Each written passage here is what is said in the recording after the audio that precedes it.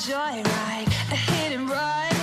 I thought I loved you and you thought I was fun. I'm moving on down, down the road. Watch me as I go, watch me as I go. Should I look both ways before you cross me, baby? 'Cause I don't break for boys. I'm moving on.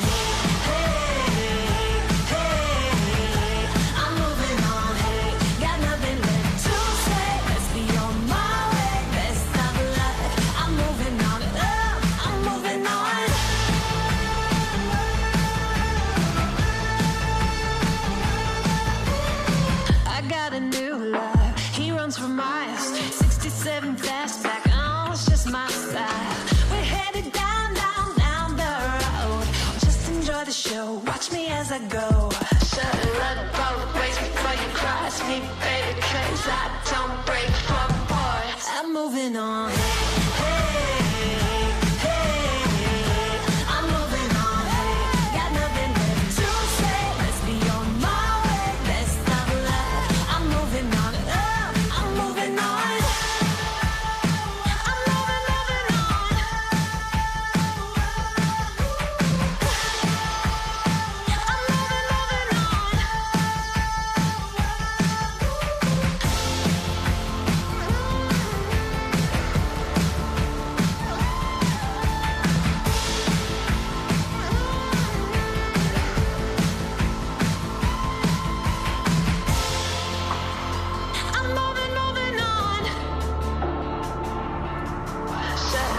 Both ways before you cross me, baby, 'cause I don't break for boys.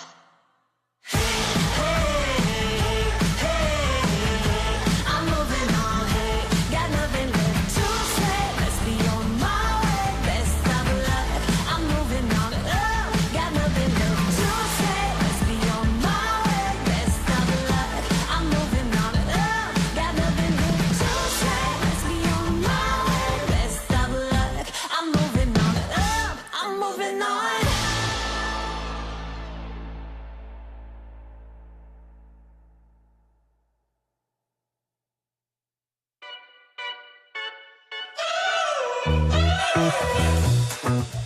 We're driving cars on a Mars tonight. We're blasting off to the stars tonight. We wanna go, go. We wanna go, go.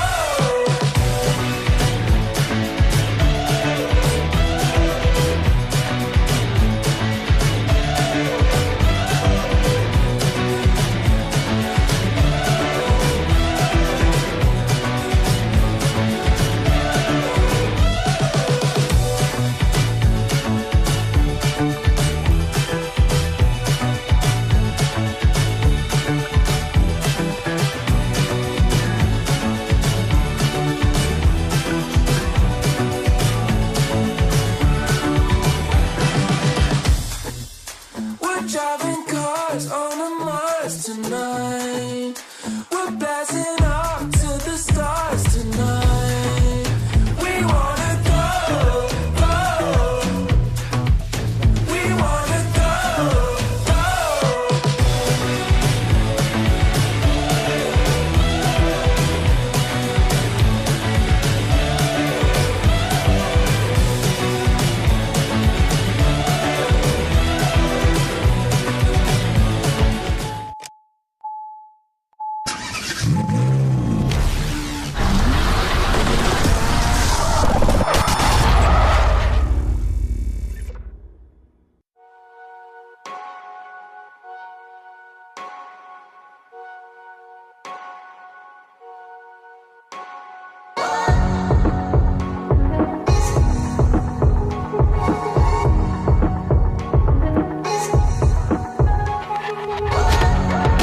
Ain't no surprise.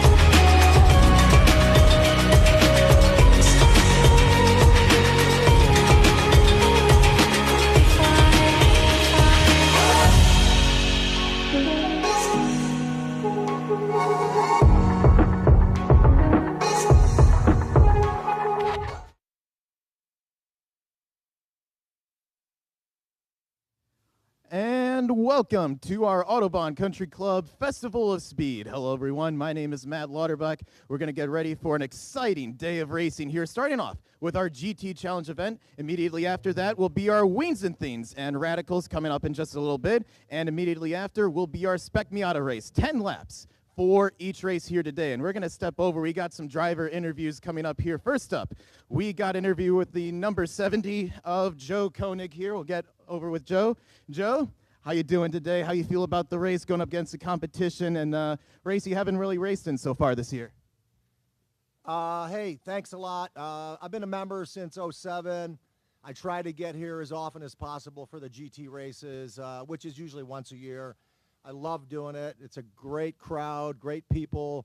The community here is amazing. The racing wise, yeah, we're all out here to have fun. I mean, it's a $20 trophy. So, let's have some fun. If you're fast, you're going to go fast. So, I think it's going to be a fun race for the spectators. So. And obviously starting up towards the front of this race here today, some interesting track conditions. We had some rain here the past couple days. Track obviously a little bit humid out here. The sun is trying to come out from behind these clouds. What's the expected strategy for the race today? Well, there was water bubbling up in certain places just an hour ago when we were qualifying, so it did create some slippery corners and some slippery areas. We'll see if that's dried up a bit or if it's gotten worse. Sometimes it starts bubbling worse as the heat comes up. So changing track conditions are always challenging, but if that's the case, I'd always want to be in a Porsche. They are wonderful when it's slippery out. So let's see what happens. Good luck to everybody.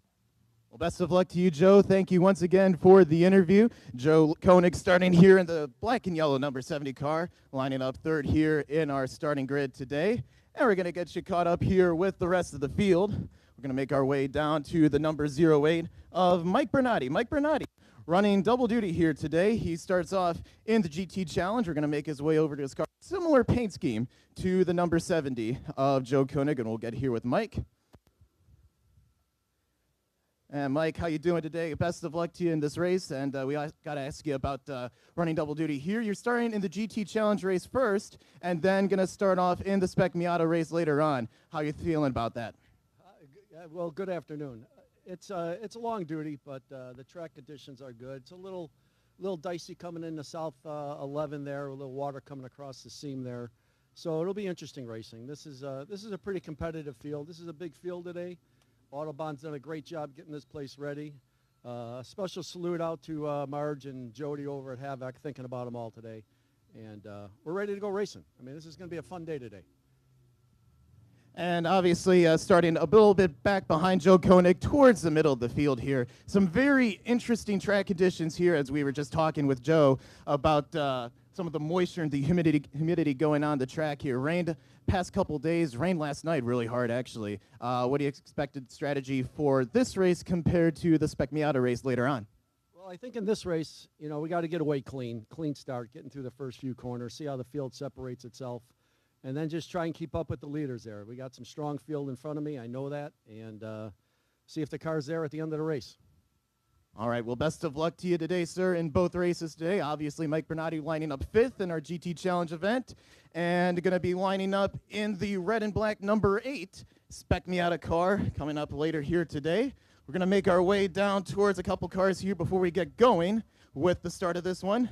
Let's go over to John Ranty, actually. John Ranty driving the number 339 here, lining up 2 spots behind Mike Bernardi. And John, how you doing today? Best of luck to you. What do you think for the race today? Great. It's a special day, my favorite day of the year, man. It's like 4th of July all over again. Obviously, humidity-wise, temperature-wise, sun-wise, going really good. Best of luck to you, lining up 7th in the number 339. And we're going to make our way down over here to the starting grid, back of the starting grid for our national anthem here. Wonderful story about our national anthem here today. We have 12-year-old from Jefferson Junior High School named Jamie Morales. Jamie Morales, 12-year-old 7th grader at Jefferson Junior High School in Naperville. This is her 2nd season doing the national anthem at the Autobahn Country Club. We're very happy to have her here with us today, as she's going to get going here, and she will be back later this season for Oktoberfest, coming up in the first couple weeks of October. We're going to get her over here with Jamie in here in just a second.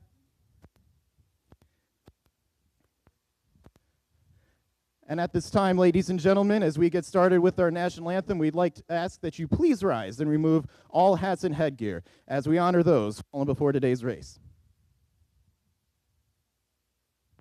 Oh, say, can you see by the dawn's early light what so proudly we hailed at the twilight's last gleaming, whose broad stripes and bright stars through the perilous fight o'er the ramparts we watched were so gallantly streaming, and the rocket's red glare, the bombs bursting in air, gave proof through the night that our flag was still there.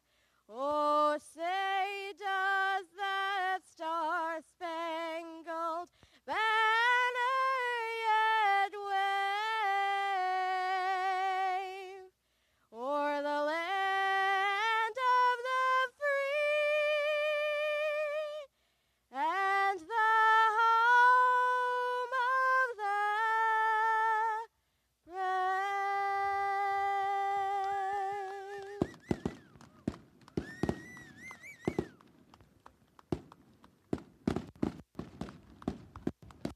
And how about that fireworks here? What a national anthem still going off. 4th of July all over again, just like John Ranty said.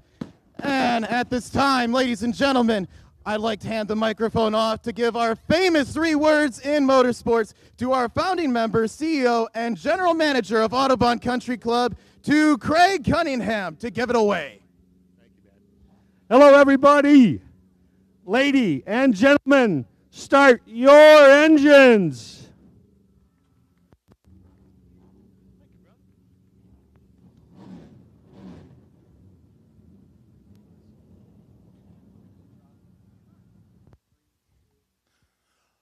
Hi, everybody. Welcome to the Autobahn Country Club's live broadcast of today's races for Festival of Speed. I'm Jeremy Scott. Kyle Heyer joins us here in the booth. Before we do that, I want to thank Nick Foligno for finishing off the national anthem with style. Make sure you stick around for this evening. Our fireworks show will start at 9 p.m.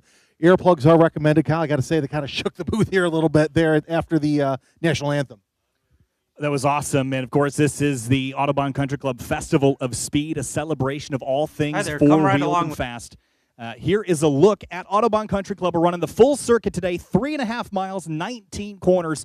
And it all starts with a run down towards turn number 1, a triple apex right-hand corner or left-hand corner. That'll be the start of the lap. Of course, we'll have 19 corners after that. Turn 5, a fast-flowing left-hander. Then you make your way around 6, 7, and 8 into Patience, a 9-10 right-left combination. Then turn 11, 12, a chicane over the jump at 13. Then turn 16 later in the lap, very similar to 6, 2 apex right-hander. Turn 17, your last real passing opportunity unless you want to force it into 18. But that is a lap around Autobahn Country Club, Jeremy. And it's 3.56 miles in length. As you said, there's a little bit of varying elevation to this that you got to play. Now let's talk to Britt Casey Jr. as he gives us a lap. Hi there. Come right along with us in our Autobahn Driver Academy BMW M3 as we do a full lap around our 3.56 mile long track. Coming up to the start line, drivers should be side by side and looking toward the start stand. As the flag drops, the revs go up into turn 1 here. Great opportunity for passing here through a long triple apex turn coming around the back of the clubhouse. Onto the south straight, fans on the left cheering on their favorite driver. Accelerating out of the corner, hard braking into 1. Drivers need to watch their mirrors for competitors trying to sneak down the inside through this long sweeping right.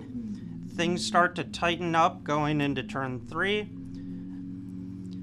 First chance to take a little breath of the lap here. But don't relax too much into a bank turn flat out for the brave. Smooth and steady coming out of here. Turn 5 is all about risk versus reward. High speed at corner entry. Drivers must exercise caution at the exit. Eyes and cars straight down to the 2 brake marker. A late turn in and back to the gas coming out of 6. Going into the kink in 7, it's actually treated as a straight, speeds well over 100 miles an hour. Drop the anchor into 8, hard on the brakes, another great passing opportunity here.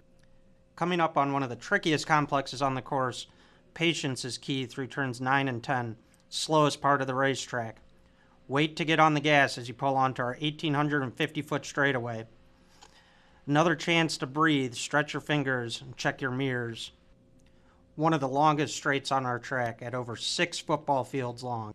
Passing some of the world-famous garage mahals on the left, hard on the brakes for a quick right, then left combination through 11 and 12. Coming up on the transition from the south to the north track, keep to the left over the jump. Beautiful scenery as we pull onto the north course. Tap of the brakes for turn 13 with a quick setup into turn 14. An automotive ballet dance of corners as we flow into 15. Out of 15, carrying a lot of speed. Coming up on turn 16, never too late. Drivers going deep till when the track starts to curve. Back onto the throttle out of 16. Long straightaway as we go through the trees here. Smooth transition back to the right.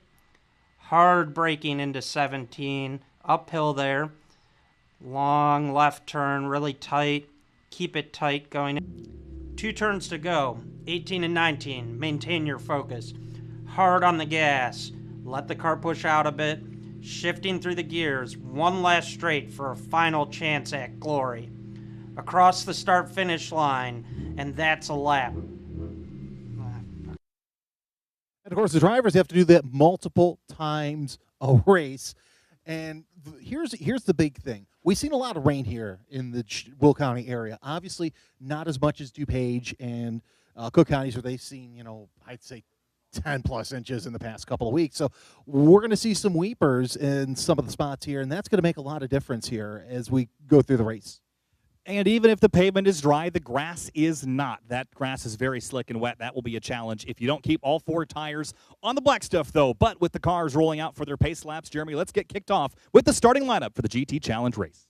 And, of course, it's going to be one wave. Your pole sitter overall in GT1 is Tony Karlinskas with a 224.045. Alongside him will be Tony Bolito in the 78, 226.415. Row 2 will be Dan Gove with the 91 and Joe Koenig, 70 Joe, alongside him in row 2.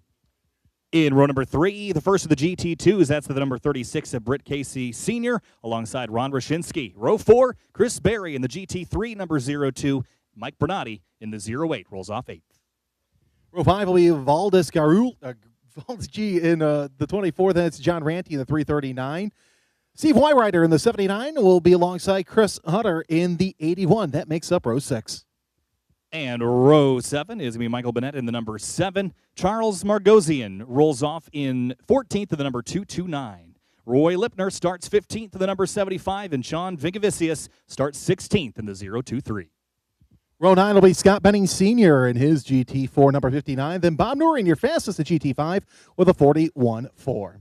Mike Heck in the 691 will make up row 10 alongside the 323 of Gary Collins. 2 Porsches alongside each other. If you're watching on the live stream, you see the in-car camera of Mike Bernardi in the 08. We want to thank Sentinel for providing that. And one thing I do like is you get to see the front and you get to see the rear, and that's something we're going to be watching throughout the race. And speaking of the rear, the last couple rows here, Dennis Hiffman in the number 20 or the 141 starting 21st. Sean Bennett in the number 22 starts 22nd. Kurt Cordell starts 23rd in the 172. Julie Riggin in the number 90 and 24th. And Jeff Schur rounds out the rest of the field, 25th place in the 071. It is a big grid, a big racetrack, a big day for the Festival of Speed, a celebration of all things four-wheeled and fast. I can't wait to kick off this racing. 10 laps around this 3.5-mile track. And, of course, before we get started, Autobahn members Kevin and Brian Sirotic are proud to be a part of Rovelocity, the Chicagoland Car Club, and Garcia. This new venture marks an exciting chapter in their 108-year-old family business. Raw Velocity specializes in golf cars for a wide range of uses beyond golfing, all aimed at enthusiasts. Check out and test drive one of these amazing vehicles, actually right next to the podium, which we will have Matt Lauterbach actually doing our podium ceremonies as the field works their way down turn 16. What are you expecting here for the start? It's going to be a frantic one. These GT Challenge races, you've got big engines. You have to worry about bouncing off your rev limiter. As soon as the race starts, everyone's on the loud pedal. It gets so loud in the car. You have to focus on your tack. Make sure you don't miss a shift. But we're all racked up and stacked up and getting ready to go green here in just a moment. We're following that Lexus LC 500 pace car, the official pace car of Autobahn's member racing series. But it pulls off as we head through the last couple of corners, turns 18 and 19 to kick things off for GT Challenge. Jeremy, take it away. Karlinskis and Melito. Starting off your front row, it's an all-Porsche front row, followed by Gove and Koenig in row number 2. Starting to pace out just a little bit. Eyes on the starter as we wait to see which flag we will get here at the start. And it will be a green flag start as the first race of Festival of Speed takes place. Field working their way around into turn number 1. Your leader will be, it looks like the 313 of Karlinskis making his way into the early lead, which is pretty interesting because he had a huge lead going into qualifying, single file for the most part through most of the field. We see that Bernardi works his way into formation, and near the back we see the GT5 cars start to battle their way for position. Keep an eye on that number 22. That's Sean Bidet. He's going to be racing in a GT1 old stock car, but everything's starting to get single file here early on this race. Yeah, make sure you get yourself single filed out. Race the racetrack here the first couple of laps. Don't get yourself in a bad position on cold tires. But I love that number 22, the old Caterpillar livery on that car, stock car. Whoa, big tank slapper from one of the BMWs there as they leave turn number 5 and head to turn 6. Didn't get a look at the number on that car, but a big moment, gathered it up. But cold tires early, especially in these rear-wheel drive machines. One car off track on the left. And that does look like a Porsche. We'll see which one it is here shortly. We'll get word from turn 6 as cars starting to form their way through. There's Mike Keck to the inside. Going to have the door shut on him by Bob Norian, who is your GT5 pole sitter. And, of course, you mentioned turn 5. That is a corner where you really got to be on point because one wheel off, and you could be either in that tank slapper. If you don't save it, you could be off. Yeah, it's one of those corners where if you drop a right rear tire, you have so much load on that right side. When you take the grip away, it just snaps back to the left. On board now on the Sentinel onboard camera, bouncing over the curbs here, and everybody struggling to make their way through turns 11 and 12. Over the jump, the cut through between north and south course. This is such a fun run up to turn 13, which isn't as tight as you want it to be, but still a braking zone and a passing opportunity here on lap number 1. And, of course, this is the battle that we're watching. It is between... looks like the 022 and the 08 of Mike Bernardi. So Chris Berry, Mike Bernardi involved in this battle going through turn number 16 right now. And drivers trying to find their way around. Of course, they know where these spots are. They've been out there. They've been qualifying. But still, there's sometimes when you're out there, you've got that red mist, Kyle, and you forget, oh, wait, there's a spot here where I'm going to be slick, and that's where you start to see those tank slappers. The other thing to consider in this race is how much pavement change there is over the course of a lap. There's some new pavement in some places. That will change the grip dynamically over the course of this event. But lap number 1 is complete, and Tadas Karlinskis is your race leader. The 313 leads the way. Tony Melito in second. Joe Koenig, and look at this battle on board. The 02 to the outside. That is Chris Berry along the outside of Mike Bernardi. They're still battling through turn 1, still side by side as they leave the corner. And now the 02 pulls ahead on the run to turn 2. And Bernardi doing his best at the line. Those two are separated by 0.002 seconds. Brage is on through turn number 2. Here comes Berry. He's trying to do his best to stay ahead of Bernardi. It's Berry in the 02. You're on board with Mike Bernardi as right now Chris Berry able to get back on the throttle a little bit later, and he's gapped himself behind him. He's got John Ranty. Now, both of those drivers, they're running about a second apart, but I wouldn't be surprised to see if Ranty turns off the wick here shortly. That was a fun battle to watch, and we got a great perspective on board Bernardi's car with that Sentinel onboard camera. So we'll get more scenes from that all race long, but I love the respect between those two drivers, leaving plenty of space early on here as we make our way through lap number 2. There's that 02 slightly pulling the gap there on Bernardi, and just behind him, you mentioned John Ranty in that 339, keeping tight to the back of that black and yellow Porsche. And, of course, this is the battle for the GT3 podium. Barry has the lead. Bernardi in second. John Ranty in third. Ranty tucking up right behind that 08. Of course, that is another battle we're watching. It's the 36 of Britt Casey Sr. He is. This is a car that the Caseys have been working on, both senior and junior, for quite some time. So it's good to see that that car's running up front. It's running well, and I would love to see the onboard camera right now of the 08 of Mike Bernardi. See how tight we can see John Ranty here in the back. But there's your running order if you're watching on our live stream. Toddy Karlinskas with a 1.2 second gap over Tony Melito. Here's another battle in GT5. This is between Bob Norian and Mike Keck. Gary Collins also sitting there in third as we start to see. Looks like that is the 023 of Sean V? Might be, as field working their way around. But yeah, Sean V actually got around Gary Collins, so he's making his way in GT4 machinery. There's the battle for the lead in GT5. Looks like Keck going to the inside of Norian. They're side by side. Norian shuts the door. Nice little high, wide, and handsome pass around turn number 16. And cranking up the action here on lap number 2 now, or lap number 3 we're working our way through. And that was an impressive pass to watch. I think we got a look at the number 7 a couple of laps ago. That was Michael Benet. I believe that was the car that was sideways on the opening lap. That is a BMW, I believe an M2 CS Cup, which is a car that you can see run in TC America. It's a full-on race car, very unique car in the field in that sense. There's a lot of custom builds as well as some bespoke race cars, including a 992 Cup car, which is one of my favorite race cars to watch. Absolutely. But the field continues to work their way around, this time through turn number 1. This is a very complex corner, kind of a triple apex left. You've got 3 distinct curbs that you can kind of try to work your way around and compromise one to set up for the next as the battles continue here into turn 2.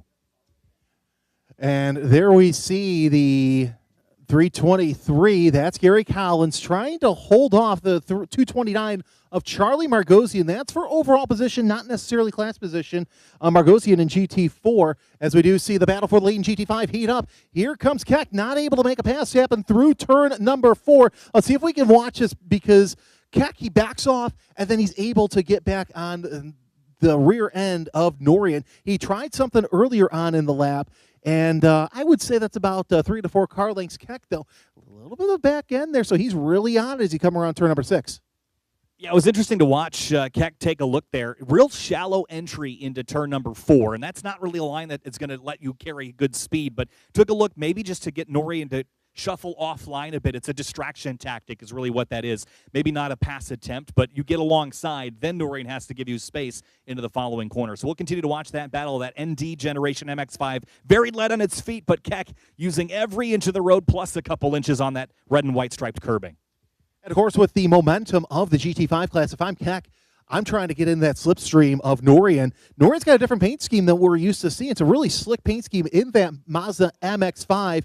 And Keck, he's trying to have all the racetrack and then some so he can catch up. Well, his best beneficiary right now is going to be that 229 of Margosian, because once Margosian catches up to him, he can use him as a pick. So he's best off holding on to Margosian when he goes around Norian at some point. Again, your top 3, Karlinskas, Koenig, and Melito, 1, 2, 3. That's GT1 as we are 3 laps into this 10-lap race. Is it a point now where we're seeing an overdriving? We got a battle for position between, looks like Koenig and Melito. Melito has gotten around Koenig, but how long will that last? Because Joe Koenig, he's one stout racer. He's raced everything from Top Fuel motorcycles all the way over to in the now Michelin Pilot Challenge.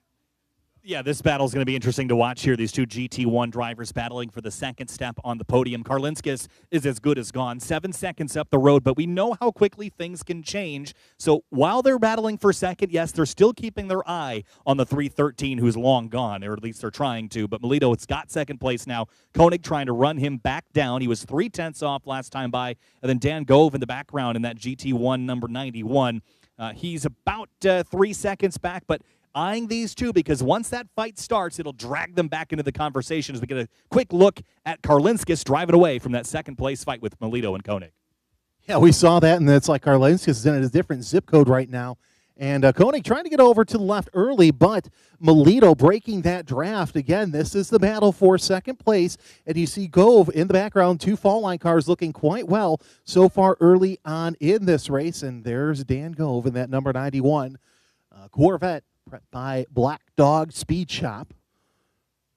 So that's one battle that we're watching. We're also trying to keep another eye on that GT5 battle, but it looks like that Melito has opened up a little bit of gap between he and Koenig.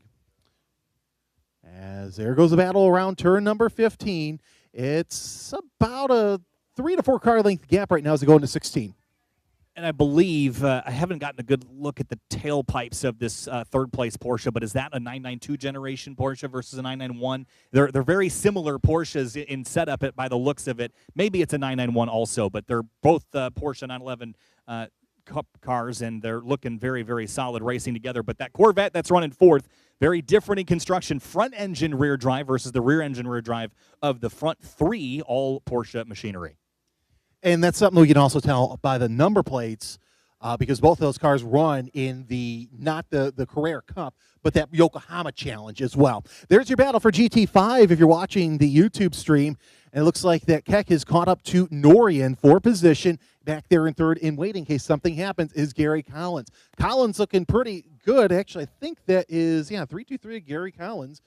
As they come around turn number 15, we see Keck closing up. Of course, now they're coming up upon slower GT4 traffic. Keck looks to the inside, not going to make anything happen through turn number 16, as that's not a good place. Does he use some of these cars as a pick? I think he might, although it looks like that the one thing that I suggested he was not able to do, and that was use Margosian.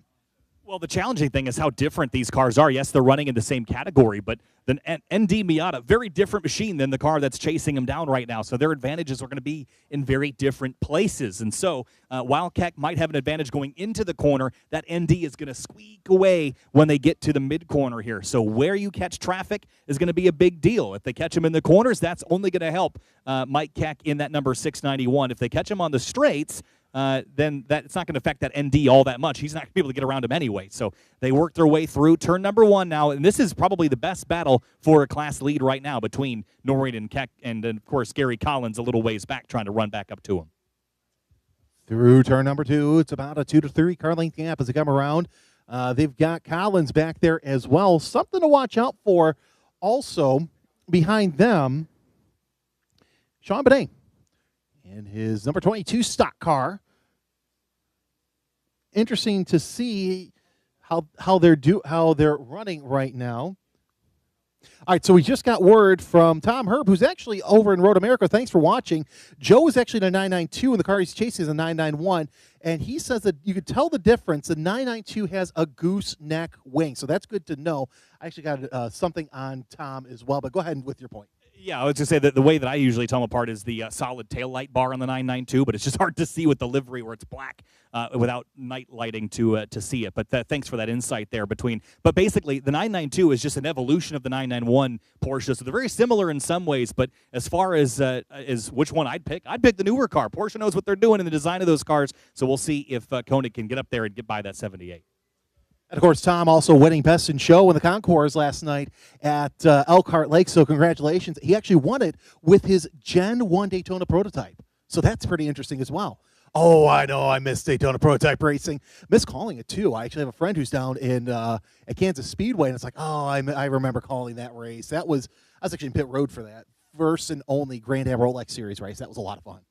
Yeah, I know people didn't like those cars. They thought they were ugly, but I thought they raced great, and so do these cars. But Tadas Karlinskis leads the way. His gap only growing right now. Koenig, Melito, Gove, Britt Casey Sr., your top 5. Then Michael Benet, Chris Berry, Mike Bernardi, John Ranty, and Steve Wyrider, your top 10 at the moment as we work our way through lap number 5, about halfway through this race. And as far as the lead goes in GT1, Karlinskis has this pretty handled, but elsewhere in the field, here's Mike Bernardi on board with them running 8th in the GT3 class. He's got a couple seconds to catch, but I love this onboard shot here with the Sentinel camera. Give us a real good perspective of what we're now on the south course here at Autobahn Country Club and making his way towards turn number 4. And, of course, if you've never been in a car, that is probably as close as you're going to get in a car because it's fantastic to see the speed difference. I'm sitting here, it's like, oh my goodness, I had an out-of-body experience because that's what I remember what those all look like right now. Of course, we also have the Driver Academy. We talked about the members racing the other series. I was thinking, man, these people are complaining about how bumpy Toronto is. I'm looking at that. It's like, geez, that'll knock your teeth out. A lot of those drivers that we mentioned about the Driver Academy, of course, Tom Herb, a big player in that. He's a big supporter of the Driver Academy. You have, Christian Weir, Jordan Missig in the Driver Academy. And Burt Casey Jr. is actually one of the instructors as well in the Driver Academy. So we see this is kind of like a proving ground for those who want to go professional racing. So you're going to see, especially in Spec Miata, these drivers who want to move forward, and they train Spec Miata, and then they go elsewhere. They go to Radical Cup. They go to the Formula 1600 series. They go to the USF Pro Championships, or they go international. They could do anything, and that's what's great about being here at the Autobahn Country Club.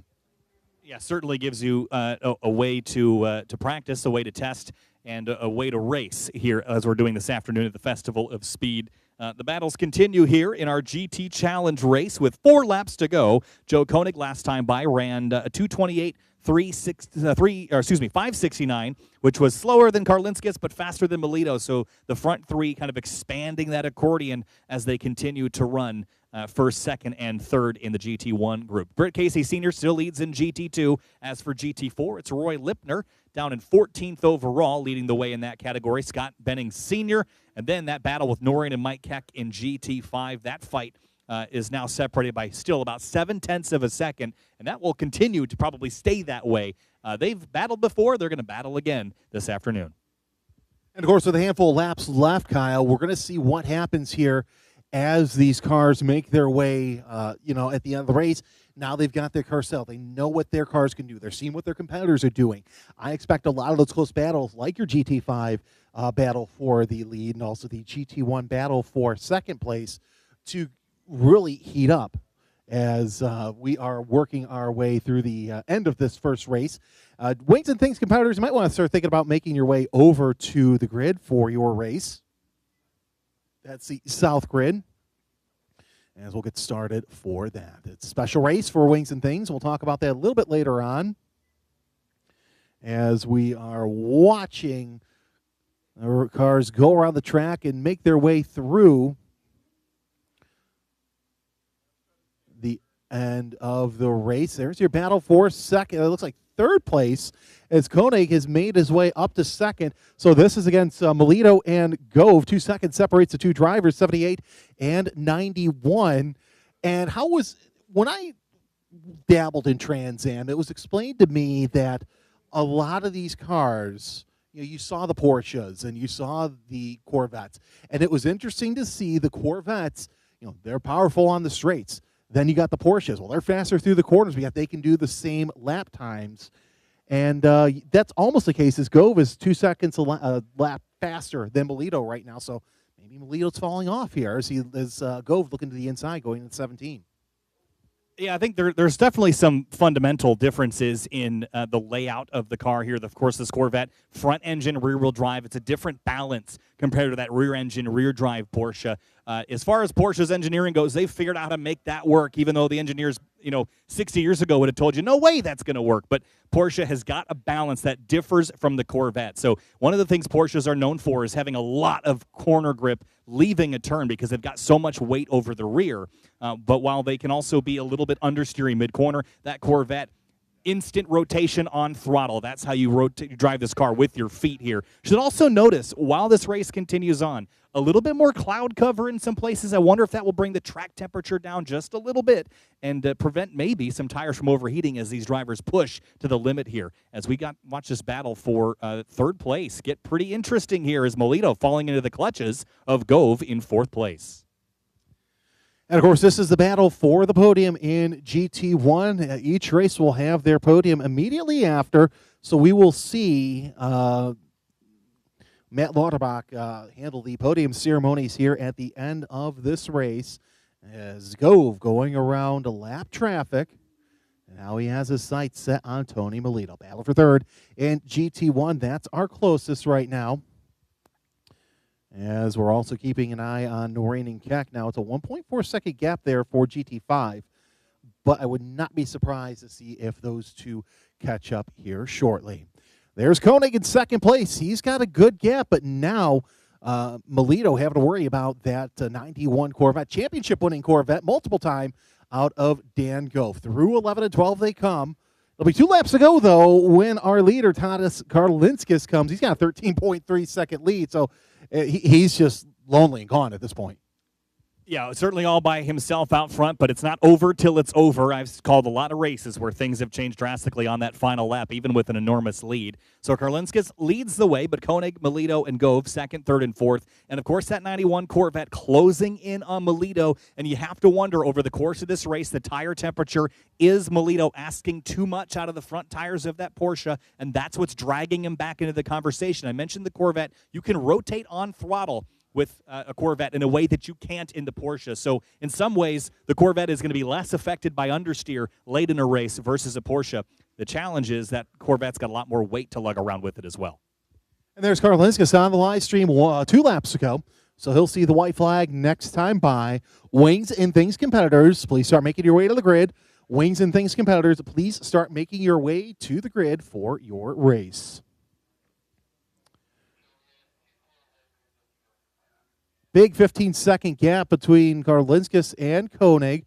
And, of course, the battle we're watching also is between There's Koenig, his number 70 Porsche, and there's your battle for third place between Melito and Gove. Gove is really closed up as they come around turn number 2, I should say. So we'll see if something happens here. Another great opportunity for him will be in turn 8. So Gove, the wily veteran, actually is going to try around turn 4. Looks to the inside, not going to make anything happen as Melito shuts the door on him going through turn number 4.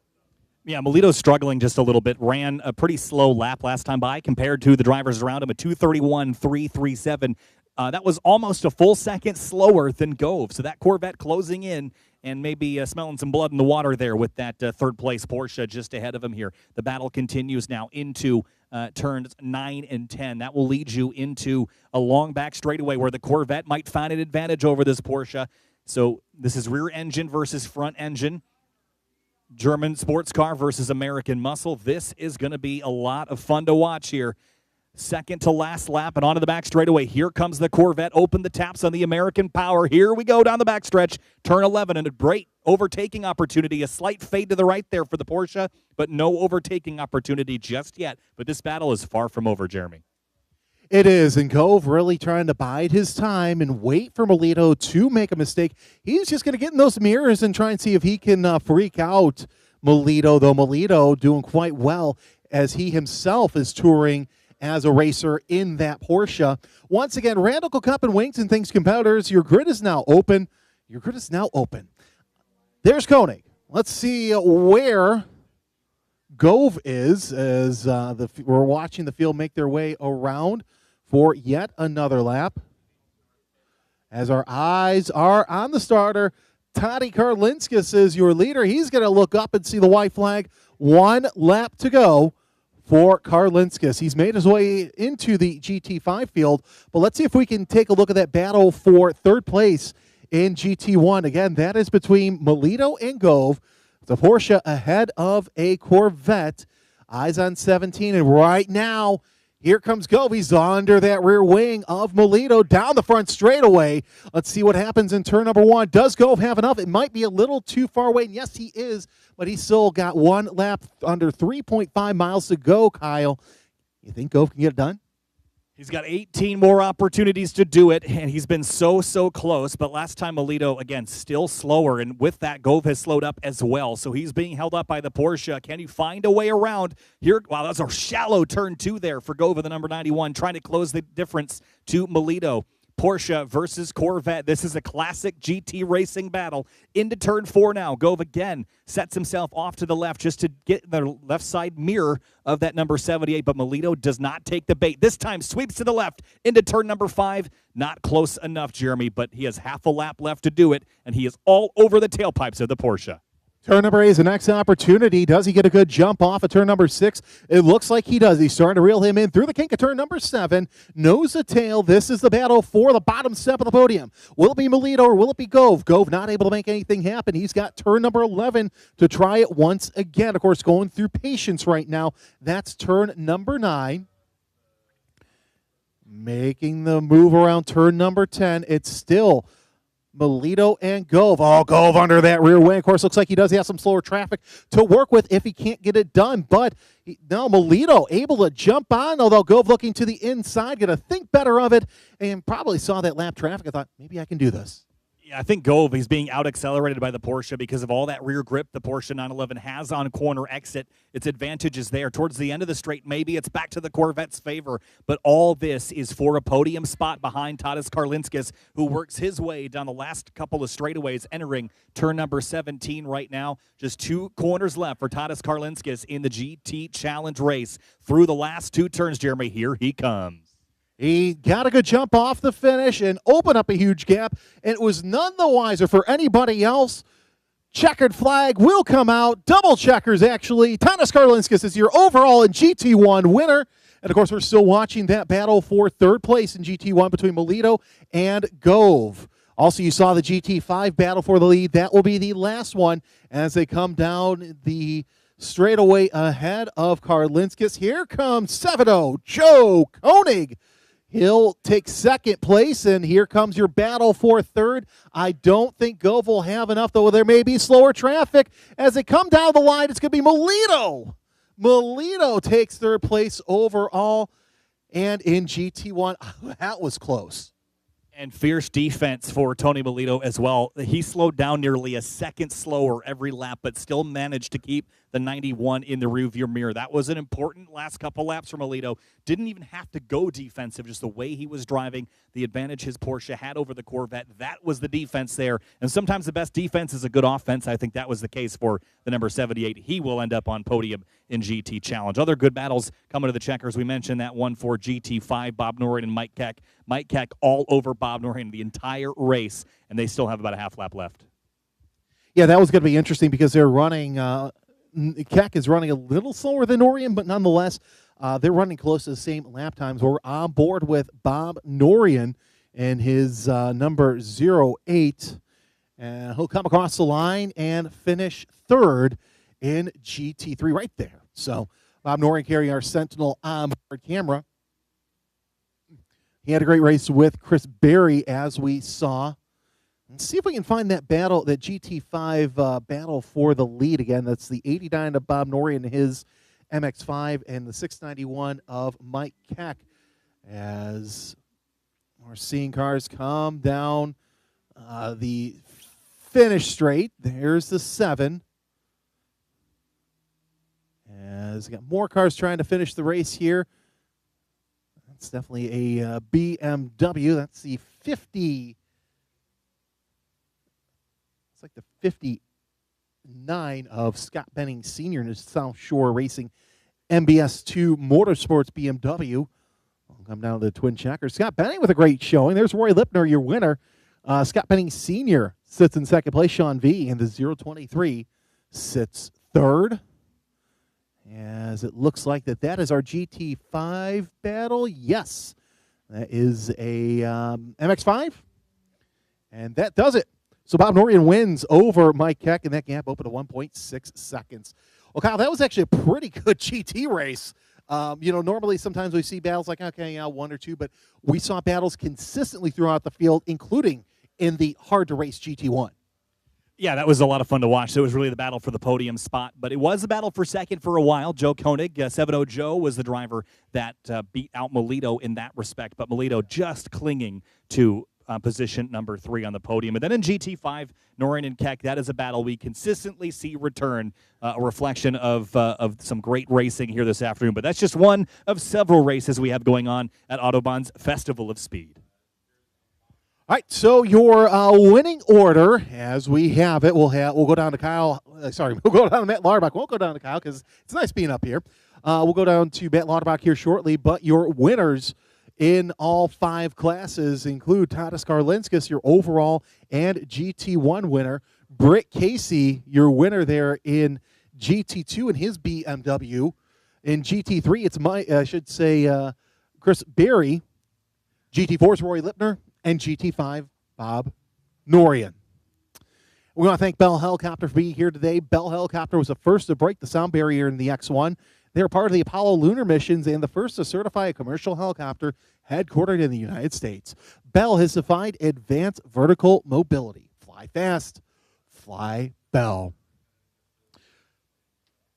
So as we see, there's the podium as we start to see cars fill the podium. We'll have our Wings and Things race here later. Of course, that's going to be dedicated to our friend who we miss dearly, Jody Lift. We'll talk about him in just a little bit, but looks like we might be just about ready for the podium ceremony, and that's going to be here momentarily. Matt Lauterbach will host that. All Wings and Things competitors, second call to the grid. All Wings and Things competitors, second call to the grid. You saw on the paddock camera the Autobahn Academy vehicles, and new programs have been added to the Autobahn Driver Academy for 23, including one-on-one instruction in new Academy Miatas and BMWs that are available for rent. Visit our website for details.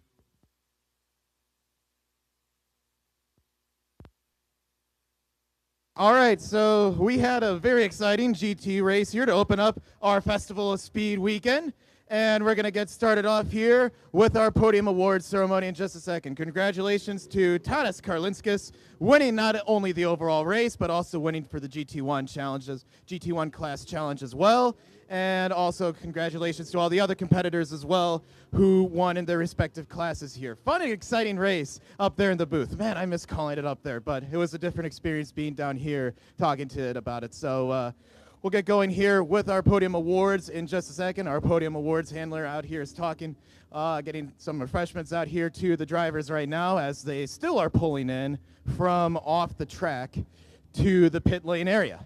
So again, thank you once again to all our sponsors for this race. First Bank Card Processing, Havoc Motorsports, CXI Trucking, and Horn Insurance for sponsoring our races today. Many others included. Lexus, the official pace car of the Autobahn Country Club as well here. Man, some interesting paint schemes on these cars here. We got still a bunch of cars pulling in off from the pit lane here, and this is just the beginning. If any of you up in the booth can still hear me up there, we got our Wings and Things Radicals coming up here in just a little bit.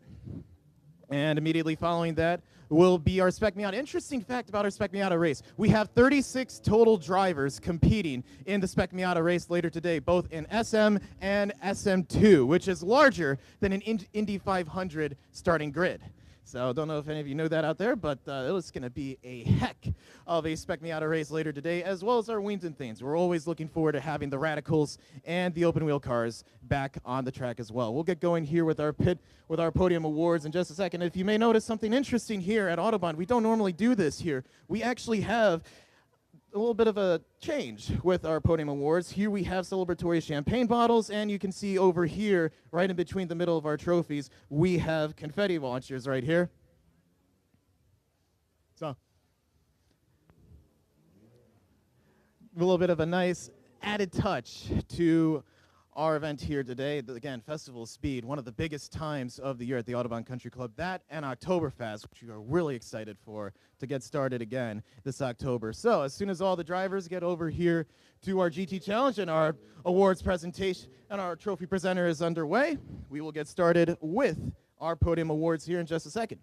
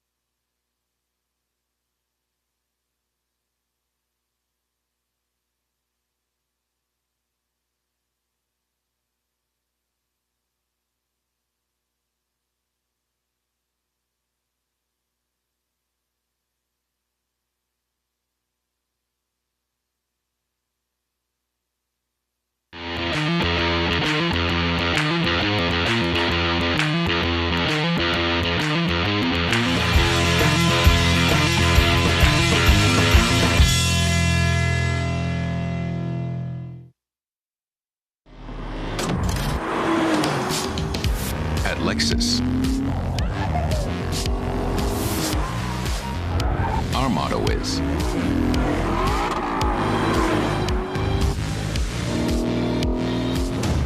You have to feel it to believe it. Experience the exhilaration of the Lexus Performance line.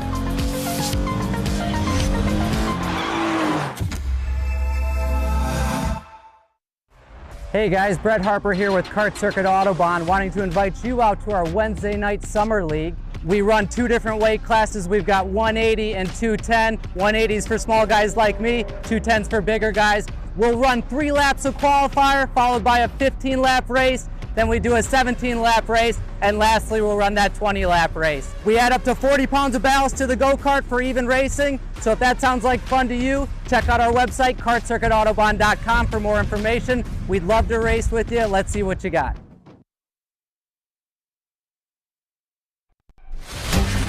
Define nature. It's what defines the all-new 2024 Corvette E-Ray. The quickest Corvette ever, with 0 to 60 in 2.5 seconds. An electrified all-wheel drive that handles all 4 seasons. A supercar of contrasts. It's everything you never expected. One like none.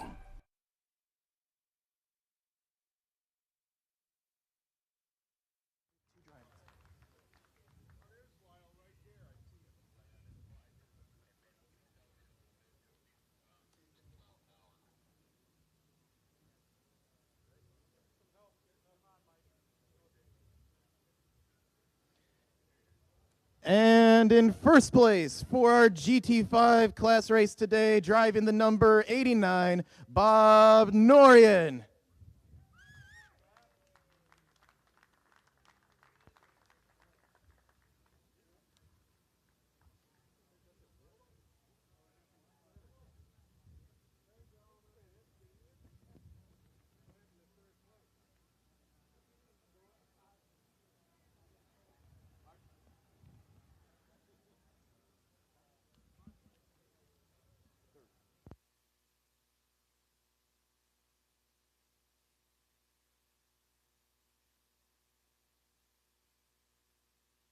Minor technicality. How could we forget about third place? In third place for our GT5 race, Dennis Skiffman.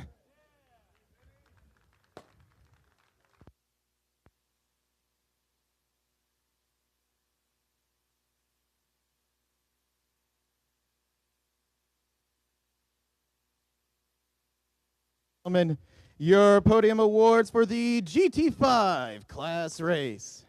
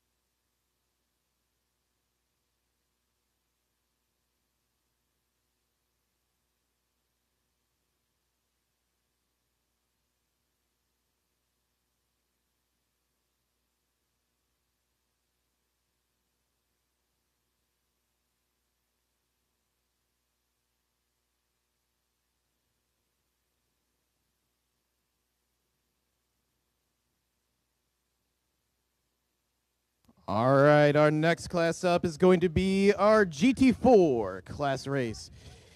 In third place for our GT4 class event, driving the number 023, Sean Venchivius.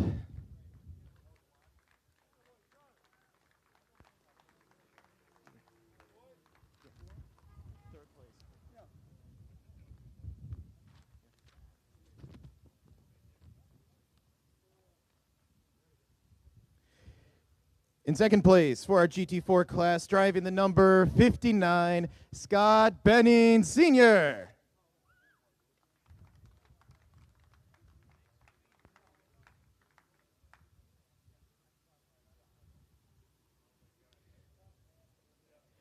And your winner for today's GT4 class event, driving the number 75, Roy Lipner.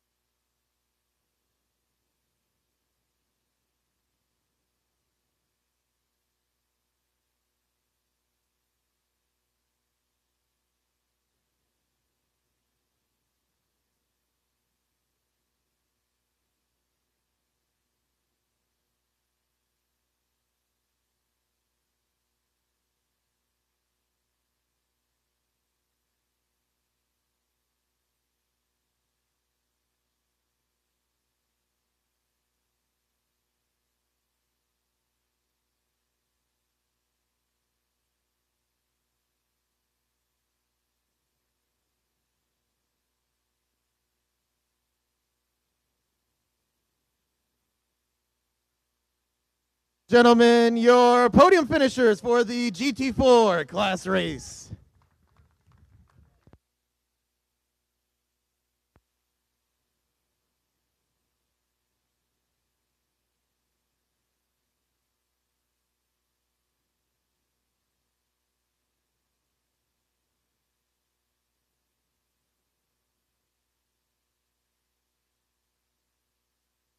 All right, our next class up is our GT3 class podium. In third place for the GT3 class race, driving the number 08, our in-car camera driver, Mike Bernardi.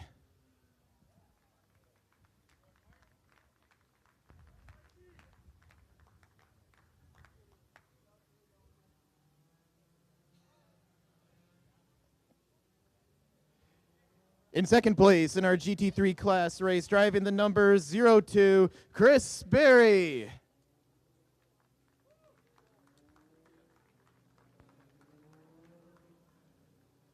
And your winner for today's GT3 class race, driving the number 7, Ron Rashinsky.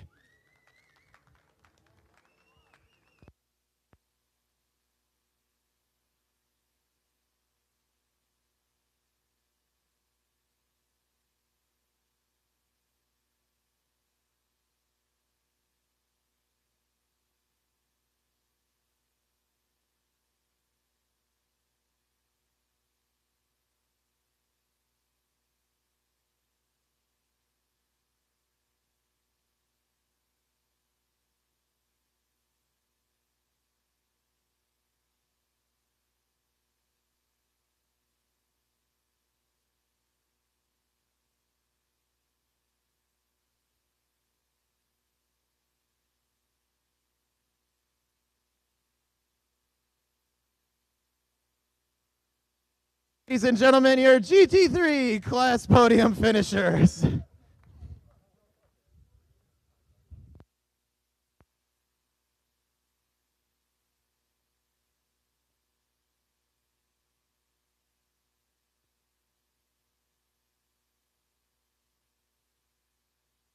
think I got a bit of champagne on that last one.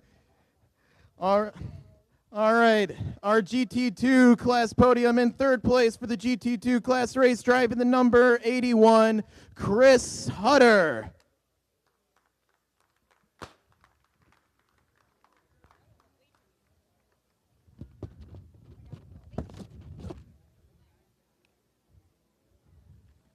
In second place in our GT2 class event, driving the number 79, Steve Wayretter.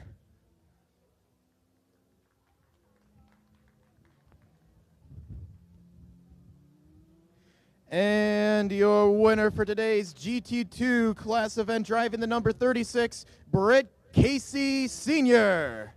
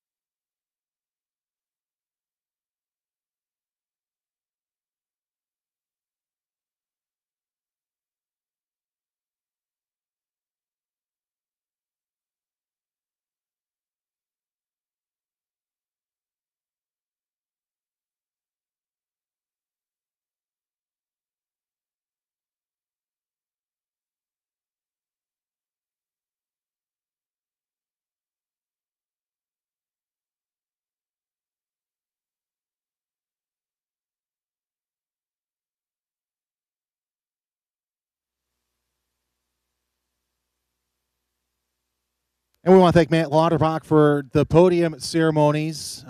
As we all know, Jody Lift passed away last year on May 5th.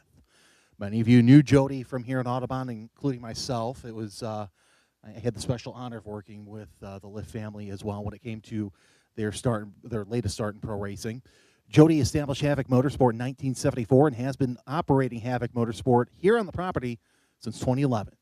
From its inception, Havoc Motorsport has been a full-service prep shop and race team for cars from SCCA Pro Rally Cars and World Challenge to Formula Atlantics, Pro Mazdas, and also was instrumental here in the successful Senna Racing Series with the old Formula Mazdas here at Autobahn. His racing career is one to be proud of, and he raced everything he could. Formula V, motorcycles, Pro Rally, World Challenge, Formula Mazda, IT Volkswagens, and even a Renault Lacar. Jody always had drivers and budgets in mind. When he approached Hoosier to co-sponsor a contingency program for open wheels cars and Spec Miata, the drivers were his #1 priority. We all continue to reap the benefits of Jody's persistence to get Havoc and Hoosier contingency program approved, especially since it's the only contingency drawing in existence that for each race awards a tire to any qualified driver. Jody was always instrumental in setting up rally within the club as well, building most of the original cars and helping with the design of the track that still exists on the North Circuit. His expertise in aerodynamics, suspension setup, and his enthusiasm for all things racing is greatly missed. From everyone in the Autobahn family, we'd like to dedicate this upcoming race to Jody Lift and his family for all the amazing accomplishments. Thank you, Jody, and your memory lives on, and he is dearly missed. Leading today's race is Brian Lift. He is in the F3 car that you see ahead of the Lexus pace car, and really, Brian also kind of helping lead on the legacy. Brian was a great driver in his own right, and it was interesting to see the dynamic between he and Jody when Brian was racing himself. And I can't think of a better tribute than to see Brian leading the field. All right, let's get on to racing because that's what Jody would want us to do. We are just moments away from the start of the race. It's going to be a two-way start, as Kyle said. It's going to be the Formula Mazdas and the F3 cars, and then there's going to be a gap between them and the Radical Cup cars. Here's your starting lineup. If you're watching again on our YouTube page, Brandon Schwartz and Kevin Davis make up row 1. Row 2 will be Adrian Morrill and John Collins. Row 3 is Charles Meager. That's the first wave. First wave of the second row will be Mike D'Ambrose and Alon Kim. Ben Blander and John Ranty will make up row 2, and David Hahn, row 3. Kyle, it's going to be a 10-lap race, and as you're marked in between the races, it's going to be a little bit faster race because we're seeing drivers in the 17-second range. Yeah, average speeds in qualifying north of 90 miles an hour over the course of this lap, but with a lot of slower corners. That is a lot of speed to be carrying in these cars. Now, similar in some ways in terms of how they drive, different in how they look. Some have a lot of bodywork, some have a little. It's the Formula Mazdas and the F3s, open-wheel cars, very lightweight, very high downforce considering their weight. Of course, the Radical SR3s, open cockpit cars, but they have fenders. Now, the difference really here is, well, everything except for the lap time. They run pretty similar lap times here. We could see some intermingling here, and we're about to see that for 10 laps, just under 40 miles of racing for our Wings and Things race. The field leaves turn number 19, Jeremy. Here we go. Field racked up, stacked up, and coming to the green flag. 10 laps at the 3.5-mile Autobahn Country Club, this festival of speed. Brandon Schwartz, Kevin Davis on that front row. Green flag flies, and we're racing at Autobahn. Down into turn number 1. Schwartz on the inside, Davis on the outside. Through that triple apex left-hander, they sorted out single file now. Adrian Morrill, that orange car, slots himself into third place, and the Radicals now make their way through turn number 19 to kick off the start. In front of the field there, Mike D'Ambrose and Alan Kim. D'Ambrose in the blue car, Kim in the white, as they get set for their run down to the green flag. Very slow start, crawling towards the green flag, waiting for that flag to fly. It is in the hands, but it is not yet sailing through the air here at Autobahn Country Club. There it goes, and there we are. Green flag racing at Autobahn. A strong start there by D'Ambrose in the number 60. They'll head down to turn number 1. And single file out for the leader, second and third place. So it is a dueling battle. Clean start for both classes here, Jeremy, as we make our way through lap 1. And, of course, one thing that I was watching there at the start as well, while the Radical Cup was taking their start, I was watching the Wings and Things. Brandon Schwartz still has the lead. However, you saw Kevin Davis really try and keep up. That's going to be a battle because both of those drivers are very experienced here around the Autobahn Country Club. There's your battle for the lead in the Wings and Things Pro Mazda category. It's about 4 to 5 car lengths separating the 46 and the 44 as they come around turn number 11 and into 12. And really, when you also take a look at the Pro Mazda class, not only was Jody Liff instrumental in this, but so was Kevin Davis. You know, Kevin went and ran Pro Mazda when they had, if you remember, a couple of years ago, they had the split categories. You had the championship category and the national category for those drivers who weren't looking to go on to the next round of what was then Indy Lights. So Kevin would, you know, he would race that, but he would also make sure that, hey, you know, let's take these old Pro Formula Mazdas out. Let's go race them. And that's where someone like Brandon Schwartz came in, and he has really come onto us. A little bit of a tank slap out of Schwartz as he hits those rumble strips. And you know how heavy those rumble strips are. You got to be really careful. Well, that was one of the things I want to talk about as well, is with the lightweight and high downforce configuration comes very stiffly sprung, very low-to-the-ground race cars. Now, that means that you can't attack the apex curbs especially, and the exit curbs. Those rippled rumble strips, those will massively upset the chassis of any of the cars on track in this race. So you probably want to stay far, far away, and Schwartz almost threw it away there, leaving turn number 16 and heading onto the back straightaway to turn 17. Lap 1 complete, though. Schwartz clings to it, 2:21.018, his first lap. Kevin Davis in tow behind him. That gap is slightly growing despite Schwartz leaving it all on the line. So your aggression comes in how much you attack the corner. Greg Creamer always calls downforce false grip. The faster you go, the more you get, and the more you slow down, the less grip you have. These don't have a lot of mechanical grip like the GT cars have, so you're leaning on that aero, what you've got to stick you to the road. And, of course, you know, you mentioned that aero grip. It's going to, pretty soon Kevin Davis is going to have aero wash.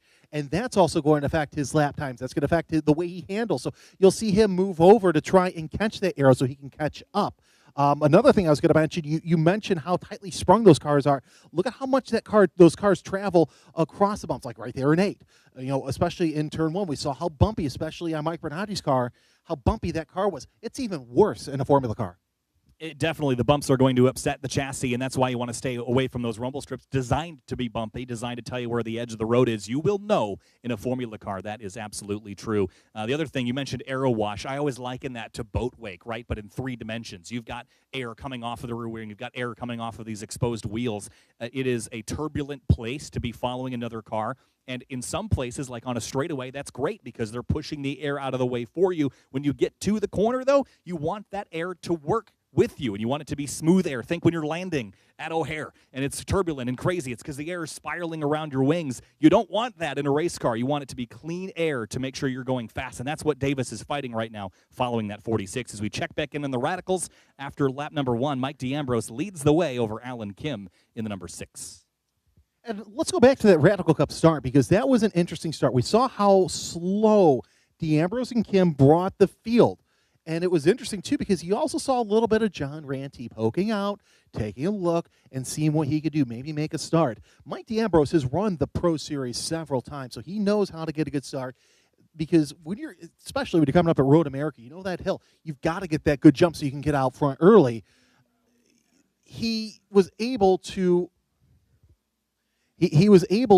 get that jump. He saw that green flag, and boom, he was able to open up a 2-3 car length gap. So it's going to be interesting to see what he and Alone Kim can do here in the next couple laps. He's already opened up an almost 3-second gap between he and Kim as they're coming around the course. Looks like that is also, see, there's the gap too. You also have Ben Blander in the 59. And what's interesting also about D'Ambrose, it looks purple here. But if you look up close, it's a cosmic wrap. It is one of my favorite wraps with any Radical out there. Well, it's a good thing it looks good because while he drives away from everyone else, he's not going to get a lot of camera time otherwise, make the car flashy. But Alone Kim trying to run him back down, and we'll keep an eye on the lap times there.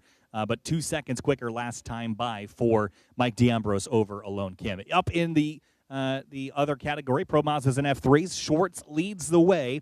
But last time by, Kevin Davis was only about 0.4 off. So we'll keep our eyes on both of those categories as they work their way through this race. Lap times very, very quick.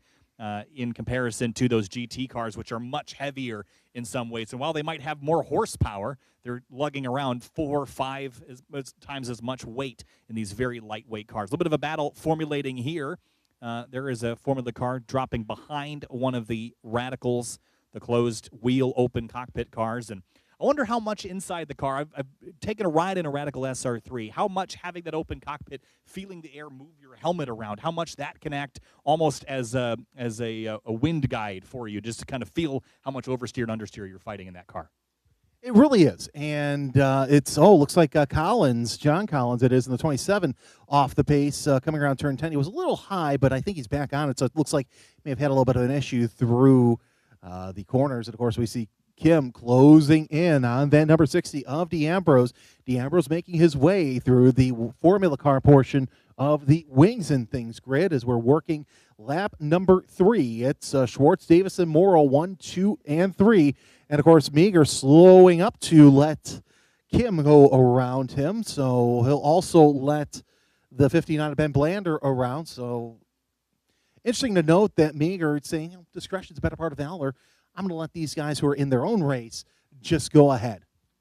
Certainly the gentlemanly thing to do. I want to note that on our 3rd lap, Kevin Davis was quicker than the leader, so the Pro Mazdas might have a bit more of a scrap left to do here. We've got a long way to go in this race. 3 laps down, 7 to go. Davis chasing Schwartz. He was 0.3 of a second quicker last time by and now holds the best lap of the race so far. And while they are establishing a larger gap to Morrill and Collins and Meager, that front 2 might get more electric. There's one car off at turn number 17. Don't know exactly which one it is there, but let's see. Is it the 27? John Collins in that F3. I think you noted something might have been amiss there. Almost looks like he might have I thought he might have a flat there, but it looks like he just went off and heads back to pit lane. So he will escape the racetrack properly and correctly and cleanly, but will put him down the order. Yeah, Collins, of course, missing turn number 17. He's back in. We'll see him down here on pit road and see what happens. Noting also, look at the gap between Kim and Blander. It's 1.4 seconds this time by, so that's a battle worth watching. They're around turn number 2, but we're also keeping our tabs on this battle for the lead overall in Pro Mazda between Brandon Schwartz and Kevin Davis, the 46 and the 44. That was your front row for this race, and there's the running order as they're working their way around the circuit. Look at that downforce and how it affects turn number 6. They're able to just almost barely get off the gas and catch it. And this is a track where you can use a lot of downforce in some places. There's a handful of corners that are fairly tight kinks that you could otherwise maybe not take flat out, but in a downforce car you certainly could. And the Pro Mazdas and F3s in particular will have no problem doing many of those corners like 6 and 16 flat out. But the Radicals, I should say, might have to lift a little bit more body work to carry around, but are still great track toys. And Brandon Schwartz and Kevin Davis, that time by Schwartz took the fastest lap back away, and it wasn't by a little bit. It was by a second clear of what Davis had done prior. So he's definitely establishing some distance, and there's a look at it now as they work their way through turn number 2. And, of course, Collins was in and out of the pit, so there he is there. So now he's going to have to hold his line and let Brandon Schwartz go around him. But will this affect the battle for the lead? I think it might. As Schwartz closing in on Collins, they go down turn number 5. No, actually, he opens up the gap. My mistake. It's like the old Murray Walker with half the race to go. There's still half the race left as they come through turn number 6. And Collins going to get out of the way. Davis has to back out as they come. Oh, Davis going off course as Collins holding his line through turn number 6. That was interesting. So now John Collins, looks like he's running slow here as not sure what happened there.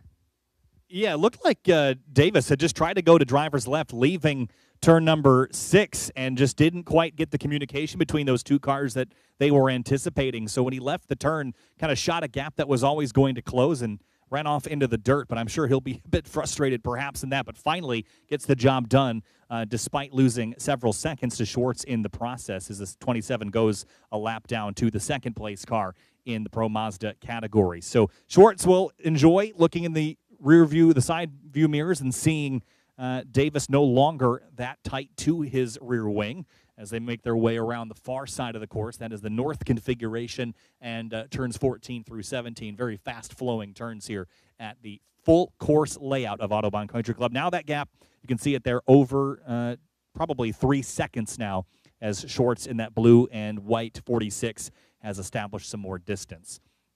So some dramas here early, getting through some lap traffic for Kevin Davis in that 44, and this time through it will be 5 laps to go. Half down, half left, as Shorts has now a commanding lead. We'll see if Davis can begin to reel him back in. Morrill in the F3 car, not close enough to do anything with it. Again, slightly different cars running in the same category, so it will not be enough to run those front two back down. Davis that time 4 seconds off of Shorts' pace, and that's the difference the lap traffic made as we wait for the rest of the field to come across. John Collins fresh out of the pits, a 2:52.607. And now waiting for the Radicals to come across the stripe. It will be Mike D'Ambrose leading the way. Alone Kim still trying to keep him in sight. It's 7.3 seconds as it stands. Of course, Ben Blander putting pressure on Alone Kim for second in that Radical category. And then it's John Ranty 14 seconds beyond that. So the battle for the lead growing larger as Kevin Davis was slowed over 4 seconds that lap, chasing the traffic, then Adrian Morrill. And then overall, it's Mike D'Ambrose running fourth, leading that Radical category. But the battle for second in Radicals between Blander and Kim, that's the one my eyes are drawn to on the timing and scoring screen, Jeremy. Just 1 second between those cars the last time they crossed the stripe. Well, Ben Blander, each and every time, has been getting faster in the car. Now, he also has a Wolf. He's quick in that as well. And he was quick when he was doing the Radical Cup at Road America. So that's going to be interesting. Now it's 1 second. Let's see what it is this next time by when they come across the line. Looks like 1.3 seconds. I did run down to the Havoc pit, as you could tell. They did say that there was indeed a mechanical issue with John Collins. They were able to fix it. Now he's back out on course.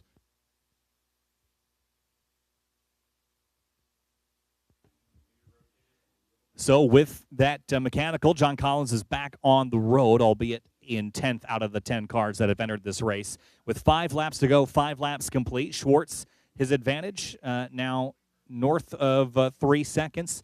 It's actually 6.5 now, and we look down the rest of the field. That D'Ambrose and Alone Kim battle continues to be one we'll keep our eyes on with Blander, a part of that podium conversation. Now John Ranty is about 14 seconds behind Blander.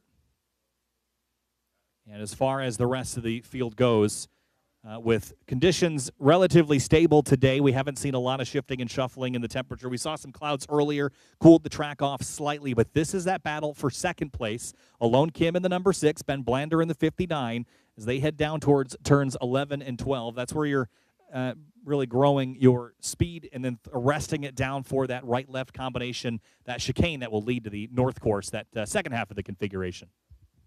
And it's something I've been observing since that off of Kevin Davis. He's running about 2 to 3 seconds slower than his best lap. That's why we're seeing a now 9-second gap between Schwartz and Davis. So something must have happened in that off to really slow Kevin Davis down.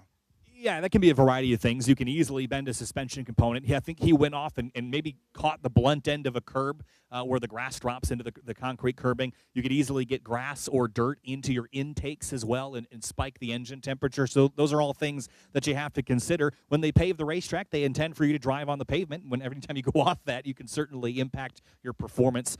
But definitely something is slowing up that number 44. And without a real good close-up of that, I couldn't tell you what it is. But certainly steering can get knocked out. You spend a lot of time on suspension setup, dialing in the toe, the camber, the caster of those front wheels. And or you could easily break one of those very fragile front aero components, and those are what generate that downforce that lets you stick to the road. So we'll keep an eye on Davis's lap times, but what was once a very tight battle for the lead is now slightly more stretched.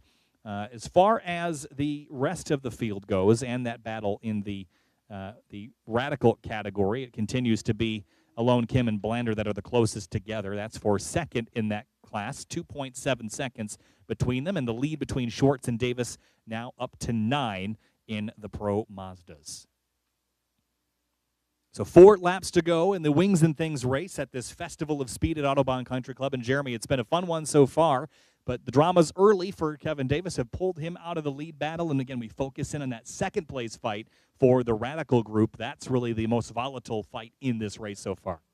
And that was all caused by the issues that we saw with John Collins the lap earlier when he had that mechanical. Then he went off, and then not sure if it was a miscommunication of what you would normally do, because normally when you're a lap car, you hold your line. You let the faster cars go around you. So who knows what happened? That's between John Collins and Kevin Davis to know. Now Kevin Davis is coming up on slower Radical traffic. It looks like the 8 of David Hahn, so we'll see him dispatch of him pretty quickly heading into turn number 2. And of course, Hahn holding his line, able to get around. So much easier time this time for Kevin Davis.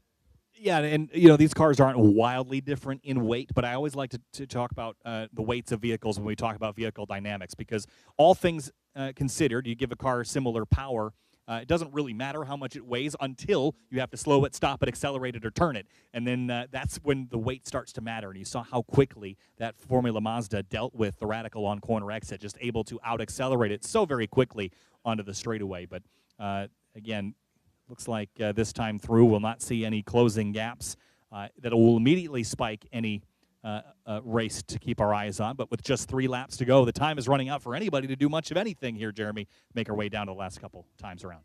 And, of course, something also to think about, too. You got a Pro Mazda, which has a Wankel motor in it. Well, saying Wankel, by the way. And a Radical that has a motorcycle motor in it. So that's something to think about as well.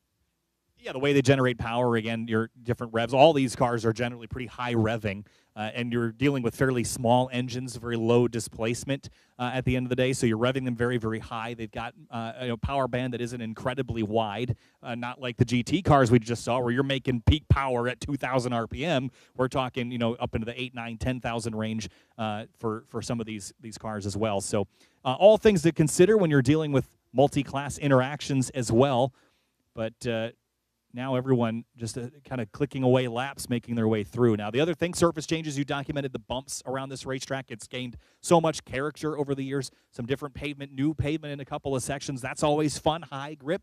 We talk about the aero grip these cars have. How about throw in some extra mechanical grip? The difference is the darker, newer pavement, that will gather temperature more readily than some of the older pavement will. And so your grip level can change from corner to corner, lap to lap. So you're chasing all of those things as a driver here in a race that's not that long, but also not that short. Also, as you saw through turn 6, you have the new pavement, but you also have sealant there on the groove through turn 6. So you've got to go from old pavement to new pavement to sealant, all in a matter of a couple hundred feet. All things to consider, Brendan Schwartz just ran his best lap of the race at 2:17.415, which is only about 4/10 off the lap he ran in qualifying on quali fuel. So that's a pretty impressive lap this deep in the race. 2 laps to go, so next time by he'll be looking for the white flag and the final revolution of this 3.5-mile track. Kevin Davis, Adrian Morrill, Mike D'Ambros, Alone Kim, Ben Blander, John Ranty, Charles Meager, David Hahn, and John Collins are your overall runners right now. Schwartz and D'Ambros leading in your respective categories, that Pro Mazda and F3 group, and then the Radical SR3s that D'Ambros is leading at the moment. So Kevin Davis comes across the stripe 13 seconds behind Brandon Schwartz. And Adrian Morrill, let's keep our eye here. Is this a battle formulating for second place here? Is that orange F3 that I'm seeing in the shot? Or it's a different one there. Different car. I think Morrill's got more gray in his. No, that is Morale, but if you take a look at the gap between Davis and Morale, it is a 12.8-second lead between the two of them. I'm sorry, 40-second lead. So that's actually John Collins right there. So Collins is a lap behind, less than a lap behind Morale. So that'll be interesting to see what happens. Yeah, the challenge with these formula cars is not a ton of surface area to differentiate them. It's like there's a black one and the orange one, but all things considered, there's Morale in the number 5 working his way to the inside of John Collins in that number 27. And easy to tell the orange and black one apart. That's the easy thing to point out here as we make our way down through turn number 8 and 9 that leads into 10. They call that section patience. You got to be so patient before you open the taps and accelerate down the back straightaway into turns 11 and 12. And some great sections here where you can really unwind the engine, but the white flag is in the air for Brandon Schwartz. 1 lap to go for the race leader in the number 46.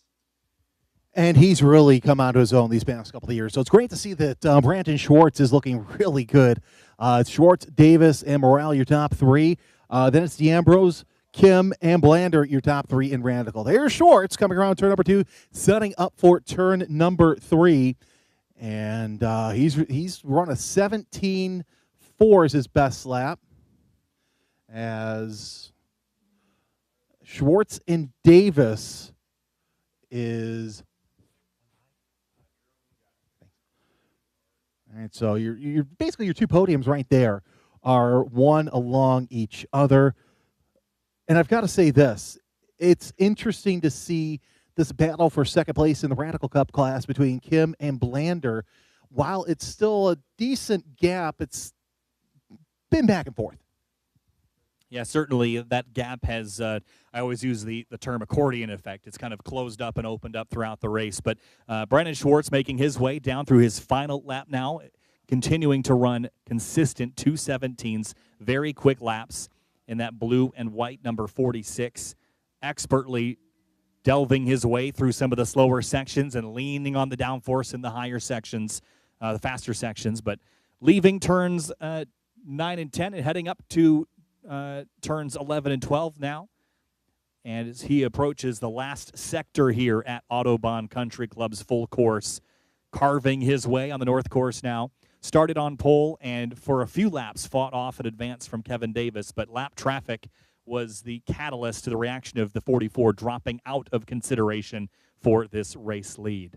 Brandon Schwartz only has a handful of corners remaining. One of them turned 17. Last fast left-hander here. Through 17 and through 18 and 19, Brandon Schwartz on pole, consistent laps, consistent defense, consistent offense. And this time he'll leave turn 19. Checkered flag will wave, and it is Brandon Schwartz who outlasts Davis. And the number 46 wins the Wings and Things race in the Pro Mazda and F3 category. Across the stripe, gets the job done. Kevin Davis, with some lap traffic interference, will drop back a little bit further back than I'm sure he would like, but he will pick up second place in his Pro Mazda machine. He will cross the stripe now. Adrian Morale in the orange F3, a little ways back. He'll be one of the next to cross the stripe. But as far as the Radical lead goes, Mike D'Ambrose in the number 60, another pole sitter that should make his way around. As long as there's no late race dramas, he should pick up the win in that SR3 Radical. Checkers blowing in the breeze here, as this should be, I believe, the 27 of, nope, that's David Hahn in the number, no, Charles Meager, rather, in the number 7. That comes across the stripe, the blue car. And here comes one of the Radicals, not our race leader, though. I think D'Ambrose is in a blue machine. But the checkered still waving, picking up the tail of the field, and that just gives you an idea of how much Brandon Schwartz had a lead on the rest of the field. There's the number 60 through turn 17. Another driver that started on pole and quickly dispatched his rivals and will leave turn number 19 a race leader and a race winner in the Radical category here at Autobahn Country Club. Mike D'Ambrose picks up the win on lap number 10. Just behind him, John Collins. He'll bring that number 27 across the stripe despite having to come down pit lane to attend to the race car. And Checkers continuing to fall. This should be our second place driver, Alone Kim, and indeed it is Alone Kim's second place in the Radicals at this Festival of Speed, and that should have Ben Blander be the final driver on the podium for that category. There's a look at your top 10. Schwartz, Kevin Davis, Morale, your top 3. Then it's the D'Ambrose number 60, and Alone Kim, your top 2 in the Radicals. Ben Blander wrapping up your podium. So great fight all race long there, Jeremy, between D'Ambrose, Kim, and Blander. But Schwartz and Davis, despite the first couple laps looking close, Schwartz really put some distance and won that one handily. Exactly. He was able to, open up, okay, that's how the car feels. Because let's admit here, this is a little bit different conditions than what we saw in qualifying for him, even though we're only a couple hours past.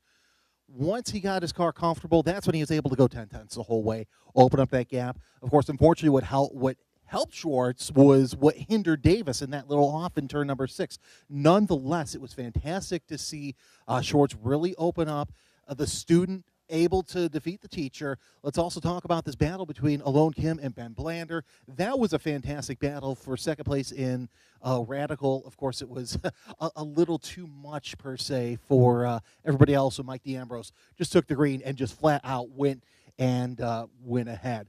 Real quick, we'll have Spec Miata here in just a little bit, but before that, we'll send it down to Matt Lauterbach. He'll have the podium once we get all these cars down here. And look at the podium. We have a great tribute to Jody Lift. That's the F3 car, normally driven by Rob Bronstein, was driven in the opening laps by Brian Lift. Always great to see him back in a Formula car. And, of course, that's also the former Indy Lights car of Adrian Morel. There's your winner. It is Brandon Schwartz, and he'll be pushed back into victory lane. As Kyle, you've got to say, game recognizes game. That was a dominant win by Brandon Schwartz.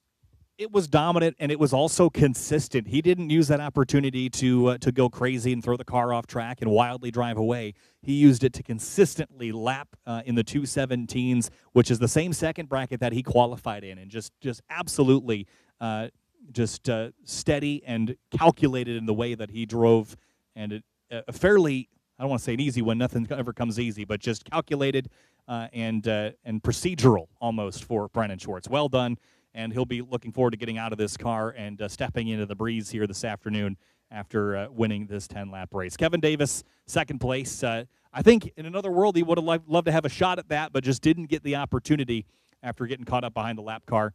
A good fight to watch, and I'm sure they'll rehash it again someday as Kevin Davis is backed into victory lane there, Jeremy. Yeah, we'll see Adrian Morel end up in victory lane. And actually, you know what? I think let's send it down to Matt Lauterbach as he gets ready to start our podium ceremonies.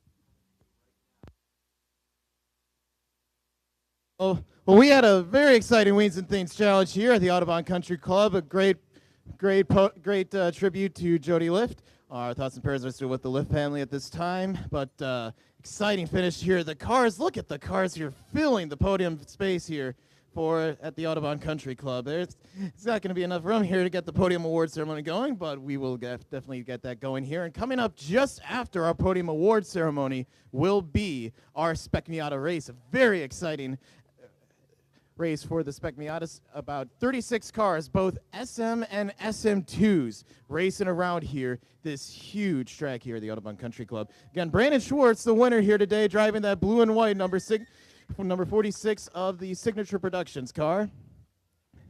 And obviously getting congratulations here from second place in 44 of Kevin Davis. And the remainder of the field here pulling in off the track right now as the cars are all parked in the podium space here as we're going to get that going underway. Brandon Schwartz today, fastest lap so far in the race with a 2-minute, 17-second .388, which was his fastest lap, and it happened to be on the golden lap for him, the very last one of the race today. Kevin Davis finished second, Adrian Morel finished third overall, and then it was Mike D'Ambrose in the 60 and fourth, and Alon Kim in the number 6. Rounding out the top 5, the remainder of the field, Ben Blander in the 59 and 6, John Ranty 7th in the 99, Charles Mager in the 7th and 8th, and David Hahn running number 8 in 9th, and John Collins in the 27 in 10th. That is the finishing order overall.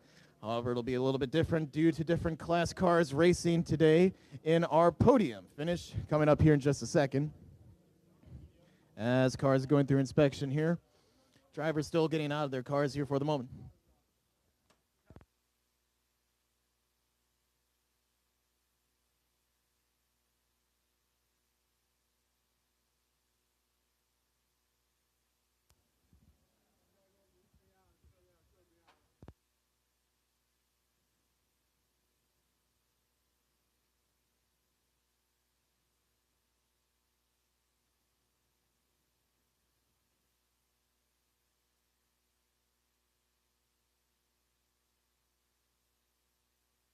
All right, with our drivers here, let's get started with our Podium Awards ceremony for our Wings and Things Challenge. In third place in our Pro Mazda class, driving the number 7, is Charles Mager.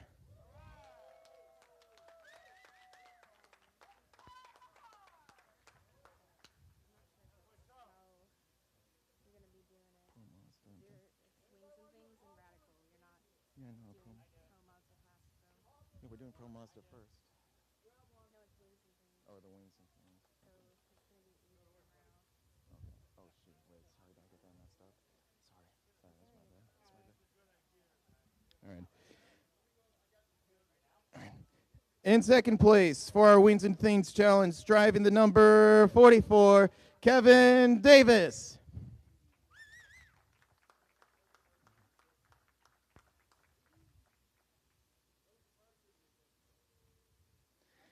And the winner for today's Wings and Things Challenge, driving the number 46, Brandon Schwartz.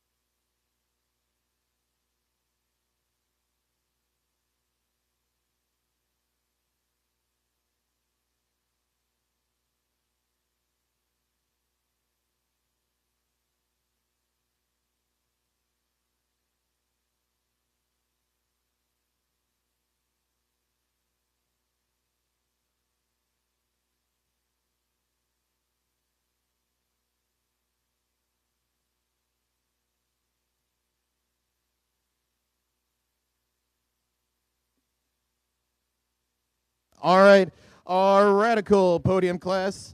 In third place for the Radical class, driving the number 59, Ben Blander.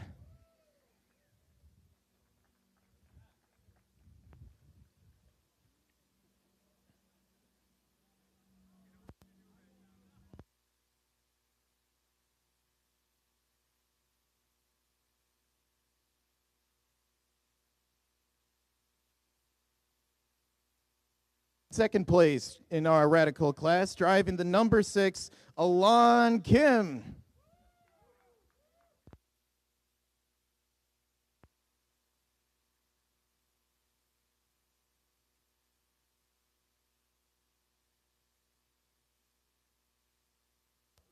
And your winner for today's Radical class, driving the number 60, Mike D'Ambrose.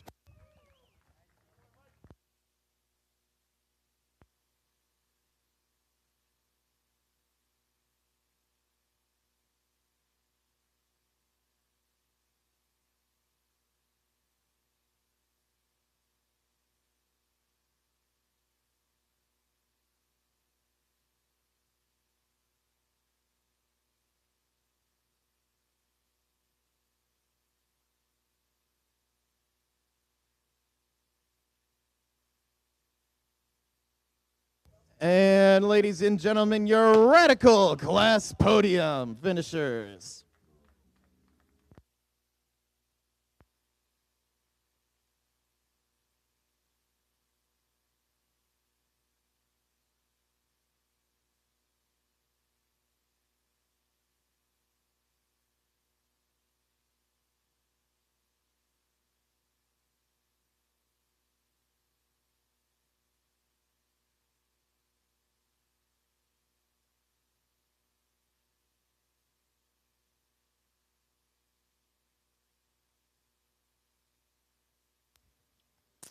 All right, thanks, Matt. We've got one more podium to go, and that's for Spec Miata after this race.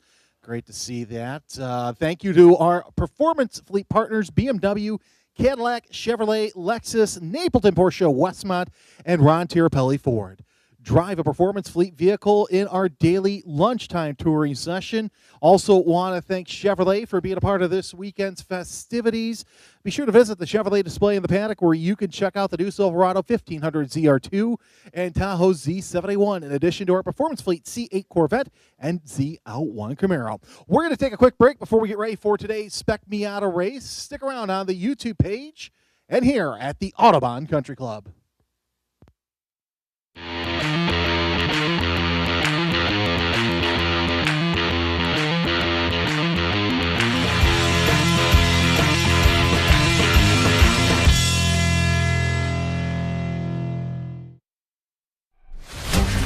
Define nature. It's what defines the all-new 2024 Corvette E-Ray. The quickest Corvette ever, with 0 to 60 in 2.5 seconds. An electrified all-wheel drive that handles all 4 seasons. A supercar of contrasts. It's everything you never expected. One like none.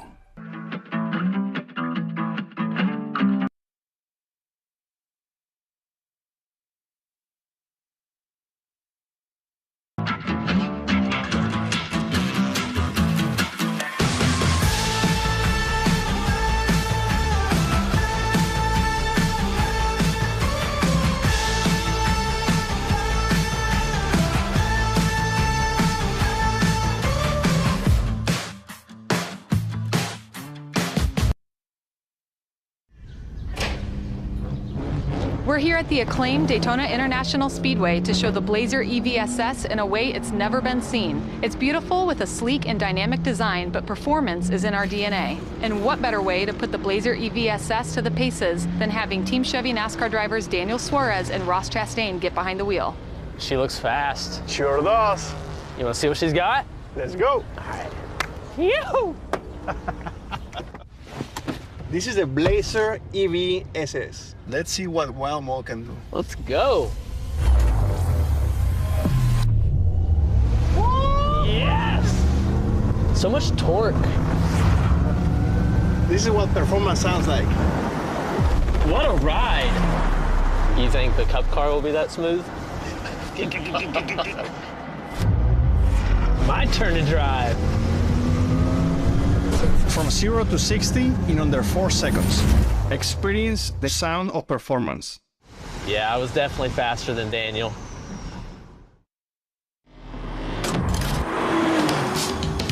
At Lexus, our motto is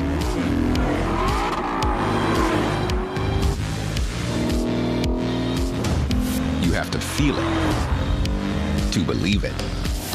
Experience the exhilaration of the Lexus Performance line.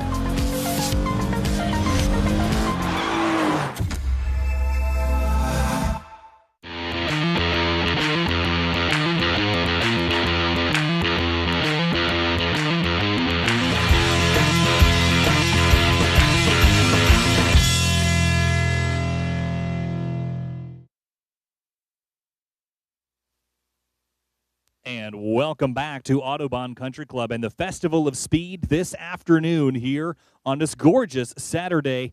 And thanks to Stand 21. Stand 21 is the world leader in made-to-measure equipment for the racing driver from head to toe. Meet with a Stand 21 representative today in the member lounge where you may be measured for your own custom race suit.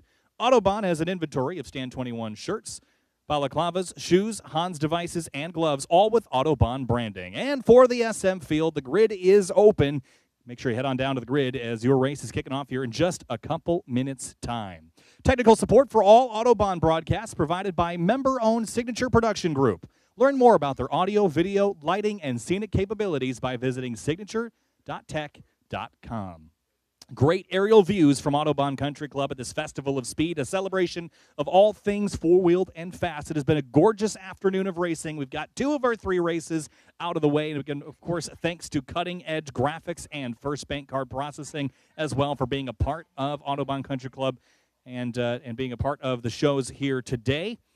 And Spec Miata is coming up next and that is going to be a very sizable field. 36 cars, 18 rows of Spec Miatas getting set to go racing. Kyle Heyer up here with Jeremy Scott. Jeremy, I always look forward to SM racing. Doesn't matter where you are, what track you're at. I love doing it at Autobahn, but everywhere across the country and the world, this category is so much fun to watch.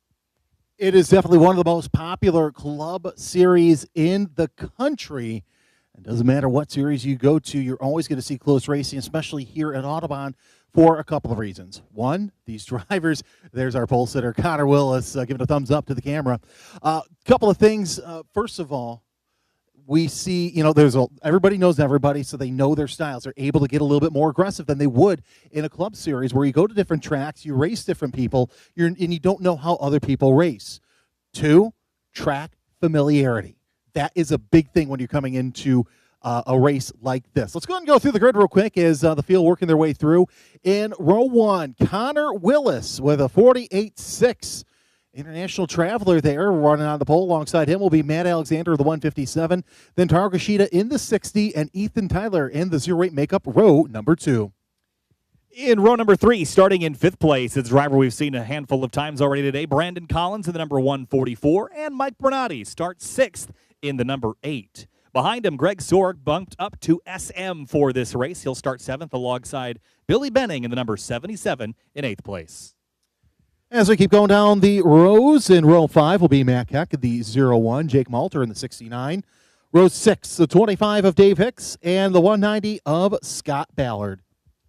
In row number 7, starting in 13th place, it's the number 15 car of Art Zeismer, followed by the number 3 of Tom Bagley, who will start 14th.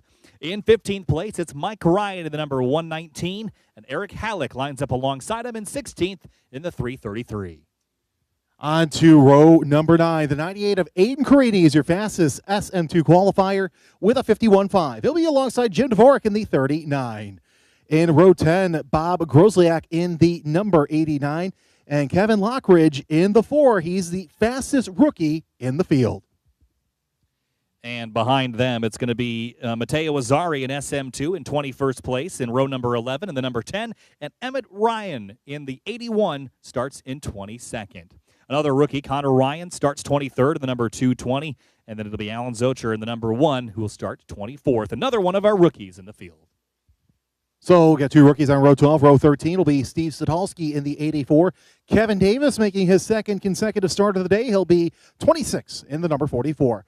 Dave Martinelli in row 14 will be in the 177 alongside Edgar Ramon in the 420.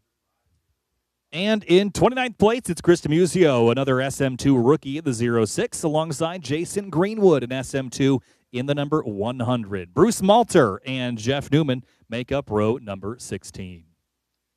And Jack Kobus in the 24 will be alongside Joe Michelose of the 523. Rounding out your field, Tim Miller in the 171 and Mark Sadolski in the 83. They make up your 36 cars that will start today's race. We should mention there is a whole bunch of Eurosport cars up in that front mix, and maybe that's no surprise, Jeremy, but as we kick things off, a 36-car field is a pretty sizable grid for even a track that's this size. The expectation is going to be to find a group to run with and move your way forward, but if you're up front, you're playing defense early, we tend to see packs kind of break apart early. Where do you think you need to get early in the first handful of laps? You only have 10 laps in this race. Where do you need to be by lap 5 if you want to win this race? In the front? No, I'm serious. I'm kidding. I would say probably you want to think about being about 3rd or 4th because you could still work your way all the way over to the front within the amount of time. However, if you have that breakaway, if we see the 3-car breakaway like I think we're going to see between Connor, Matt Alexander, and Taro Kashida, that's going to make things a little different. So let's see how these first couple laps play out, and then that's when you start to strategize, okay, where do you want to be? Now, some of these drivers will have somebody on the radio in pit road to talk them through what's going on. I know Connor Willis's dad will be on the radio for him. A couple other drivers that aren't in the field will be on the radio. So they'll be watching Race Monitor. They'll be listening to us or maybe even watching the stream and seeing, okay, here's what's going on up the front. Let's try and do this next lap. Some of the races we've seen today are like baseball. You get up to a home plate and you swing the bat and go for the fence right out of the gate. This is more like a chess match. You're strategizing. You're planning. You've got the ability to move around. You've got the slipstream to play with, that draft. You don't have any arrow really to rely on at all. It's all mechanical grip. It's all momentum.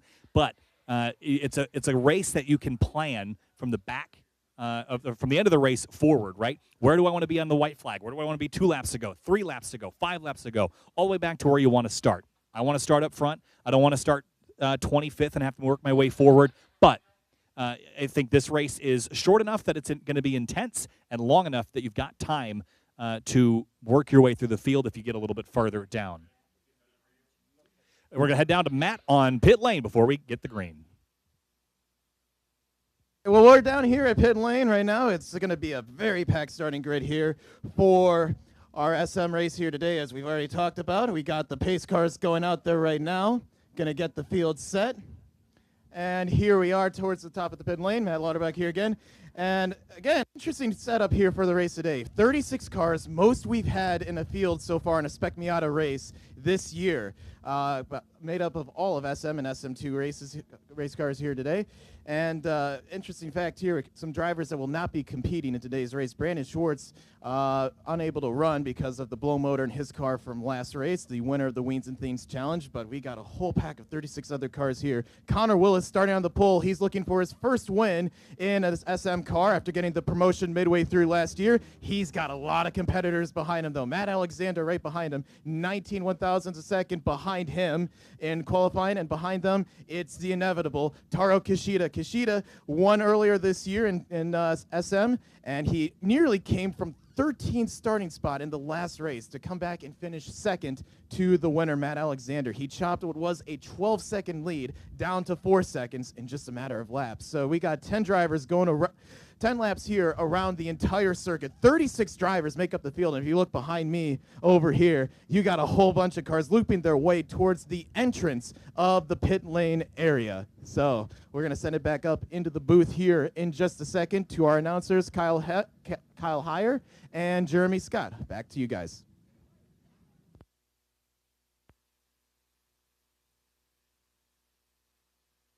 And Kyle, something to note from Matt's shot there. We're missing the 01 of Matt Keck and the 25 of Dave Hicks. A lot of those cars, they can start from the North Pit Road, but they're going to have to start way in the back. They're going to have 34 cars to pass. That's very suboptimal.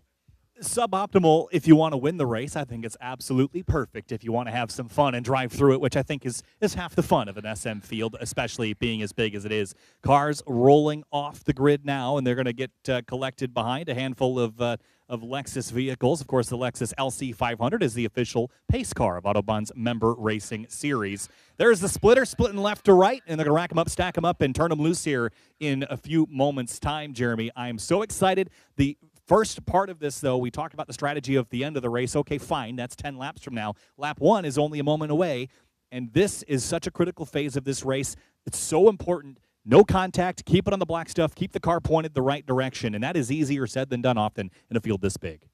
And here's the problem, Kyle. You and I have seen starts here where it's gone perfectly, nobody's touched anybody. And then we have starts where cars are going off. And I was thinking when you were talking about starting at the back, I'm most excited if Matt Keck can make the grid, watching him cut through the field. He's a very talented racer, a race winner here in Spec Miata, and that 01 is a rocket under the right conditions. He's one of the drivers that is blanketed under a second. 9 drivers, all within a second of each other, and that is very tight. Look at that field there as they go around turn number 2. Great drone coverage as everybody starts to stack up here. 34 cars answering the call from qualifying. So we'll get this race underway here momentarily. As Kyle, I'm excited to see what we could do. I think those are marks left by your guys there in turn 2. Well, sometimes sideways and flying is pretty fun. We're going to try to keep them pointed the right direction, though, this time. I wasn't here, so I can't say that it was my fault, at least. I am here now, though, as the field rolls now to get their pace lap underway, get some heat in the tires, heat in the brakes. Probably won't use a whole lot of brakes in these MX-5s, but as we roll off behind the LC500, I mentioned it's the official pace car of Autobahn's member racing series. The ultra-white LC500, the official pace car of Autobahn's member racing series. Thank you to our friends at Lexus for their continued participation in our performance fleet. And speaking of Lexus, stop by the Lexus Paddock display where you'll see all the all-electric 2023 Lexus RZ along with our other performance fleet Lexuses. As we make our way around the course now, 3.5 miles, 19 corners, and it is just a field that we are going to do play on here in a moment. And keep it inbounds and don't draw foul here in the early moments, I guess is the best way to liken that to a stick and ball sport. The only stick we like is the one that's in the center console. You're revving through the gears here, but as the cars line up, lap 1 is critical. Once we get lap 1 out of the way, though, lap 2 becomes the next critical lap. Find your friends, find your formation, and start moving your way forward. And if you're that front group, your only goal is to break away from those behind you. And normally we have 12 laps to worry about this. Well, now they've got 7 miles less to figure out where we're going to be near the end of the race. So it's even more critical to get that start. Now, you don't want to go too crazy here within the first couple of corners because you can certainly lose your race at the first lap. You can't necessarily win it, so that's the most important thing. Our onboard Sentinel camera once again brought to us by Mike Bernardi. This time he's in the number 8. And, of course, you see that little circle. That is the speed. They're running about, trying to get those tires warmed up. So that'll be something to watch. Also, this is going to be great for Spec Miata, is seeing out the back. Now, it wasn't as essential in GT because, GT, you're spread out. But because everybody's so close, you're going to see how close these drivers are as you're drafting off one another. There's lots of between-car communication as well in an SM race. You're always throwing the help me out, let's go, no, don't pass me, let's work together. There's a lot of hand signals going on. You hope that the fingers stay in place with the other fingers, though. That gets kind of wild out there. It gets aggressive. It gets fun, but that's what SM is all about. Working through turn number 11 and 12. Look at the gorgeous facility here at Autobahn Country Club in this Festival of Speed, and no better way to celebrate the finale of this afternoon with this 36-car field. Warming up the tires, heading over the jump where the track on the south side joins the track on the north side. That cut-through section in some of the faster cars is a pretty wild drive, but in the SMs, you're just setting up for that run down to turn number 13. As we work our way towards 17, 18, and 19, we'll get set for this 10-lap race. And let me tell you, 10 laps felt like a long time in some of those early races. For some of the drivers in this field, it's not going to be long enough. No, it's going to go by real quick. By the way, my favorite hand signal is the Andretti hand signal. So hopefully we won't see too much of that. But nonetheless, field working their way around 13, 14, and 15. Look at that beautiful shot from our drone. That's 13, 14, 15 is one of my favorite zones because you're coming through the forest and out of the trees, and it's a nice little elevation change. The parade cars making their way off the pit road as the field making their way around turn number 16. Pace cars starting to pick up speed. We're just about set. Field forming up nicely as we go through. Kyle, your final thoughts before we get started. Oh, I'm so excited. Everyone racked up nice, even rows of 36 SM cars. Of course, we have 2 classes, SM and SM2, all intermixed, interspliced. The first SM2 car is Aidan Quirini back in 17th place, but everybody's focus is forward right now. It will shift to front and back as soon as this green flag drops, but through 17 through 18, Jeremy, let's race 36 cars at Autobahn in this Festival of Speed. Of course, Connor Willis coming off a test in Great Britain for 1600s. We'll see what he's learned here in the past couple of weeks overseas.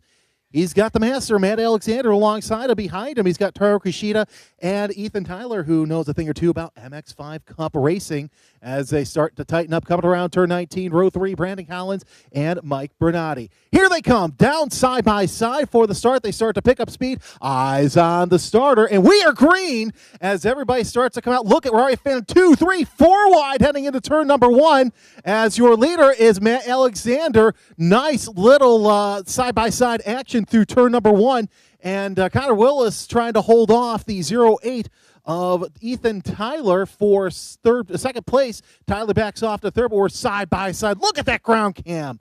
Great shot as we see Miata's side by side through turn number 2. A frantic start, but a clean one so far. Haven't seen anybody bouncing off each other nor dropping tires in the dirt. Great start, great shots here as we make our way through turn number 3 now and head through the short chute into turn number 4. There's a look into turn number 4. That's a hard line to run. They're shallow into that fourth corner, Jeremy. And, of course, Matt Alexander opening up a gap, which is going to be hard, especially since there's at least 3 or 4 car train right behind him, and that train is of Willis, Tyler, Kushida, and Collins. Kushida coming off a very hard impact last race, but nonetheless, he said he's okay. A little bit of dust picked up in turn number 5, but single file for the most part. Let's see what happens in turn number 8. If anybody has a dance partner, and it looks like that Collins looking to the inside, not going to make anything happen. He's going to stay in 4th with Ethan Tyler in 3rd. There's a great in-car camera, and that's what I'm talking about. Look at how close it is between the 60 and the 71. 71 with a little bit of a love tap through patience. I mentioned Taro Kushida might be extra aggressive. Now they put that car in the wall not too long ago. Why be afraid of putting a dent in it now? But Kushida now takes a look here as we head down the back straightaway. They're side by side. Mike Bernardi in the mix there. Brandon Collins up the outside there in the 144. The 157 of Alexander leads the way. It is a mess for second place, though, as cars filter through 10 and 11. And drivers sliding every which way. There's one off in turn number 12. Get a number on that one. That looks like I think it was a 327, or we'll get a number for you here shortly as cars filtering their way through turn number 12 and onto the North Circuit. Everybody starting to feel out each other, and looks like got a battle for position back there. That looks like one of the ones in SM2, but there's your battle for the second spot. Willis trying a defensive line, and Collins going to try and get around for 3rd place. Oh, a little bit of a touch between Tyler and Collins as they come around turn number 16. Oh, almost a little touch, too, with Tyler trying to get Willis a little bit of a wiggle off of 16. Yeah, Willis was all sorts of sideways there, dealing with the traffic behind, getting very tight and tidy behind him as well. Here comes another look into turn number 17. All the while, the 157 of Alexander is seeing cars get smaller in the mirror. Could he break away from this field while they duke and dive for second place, Jeremy? We're starting to see some aggression here in this pack for the lead. Look at this drone shot. We're really getting a good view of how close everybody is. And what I like about the drone, too, as you see these cars close up on one another, you have the 15 of Zeismer closing up on one of the Ballard brothers as they come around turn number 1. And there's Sorg with a little bit of a love tap there on the 60 of Taro Kushida. That is 2nd, 3rd, 4th, and 5th as we see the ground cam once again going into turn number 2. Yeah, it's Scott Ballard is the Ballard brother you were looking for, the number 190. He runs 10th right now, so that's a battle for the top 10 spot. Nice and orderly so far back here as we make our way through turn 2 again. And look at this battle for second place. This is Connor Willis in the number 99, and Brandon Collins giving him a big shove. Ethan Tyler looking on. This is good stuff here. All happening still behind Matt Alexander as they flow on through. One driver big time up on the curbs there as they leave turn 4. And, of course, here they come around turn number 6. It is still Alexander with a healthy lead, but Willis trying to do all he can to keep Collins behind him. And we mentioned Connor Willis. He went overseas to Europe for a couple of battles right now, for a couple of tests. He tested with front-running team Amamite, and I talked to him and his dad, and they said, you know what, we want to try and play around in 1600. We want to go overseas to Europe next year. And really, if you want to go into Formula cars, granted, I say high things about all the ladder systems here in the States, but you want to be in the 1600 series to really work yourself for next season. And so while this battle continues, we'll also make sure that we keep our eyes on the SM2 fight. Aiden Quarini back in 15th overall. That's the number 98. Going to come into the shot here. Matteo Azzari, Bob Grozlak, Jim Dvorak, and a handful of others all in this group.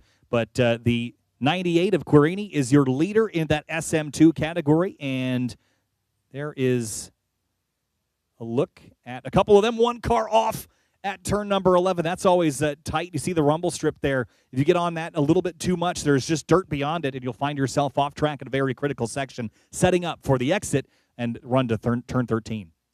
And that was the 4 of Lockridge over the 1 of Zocher as they work their way around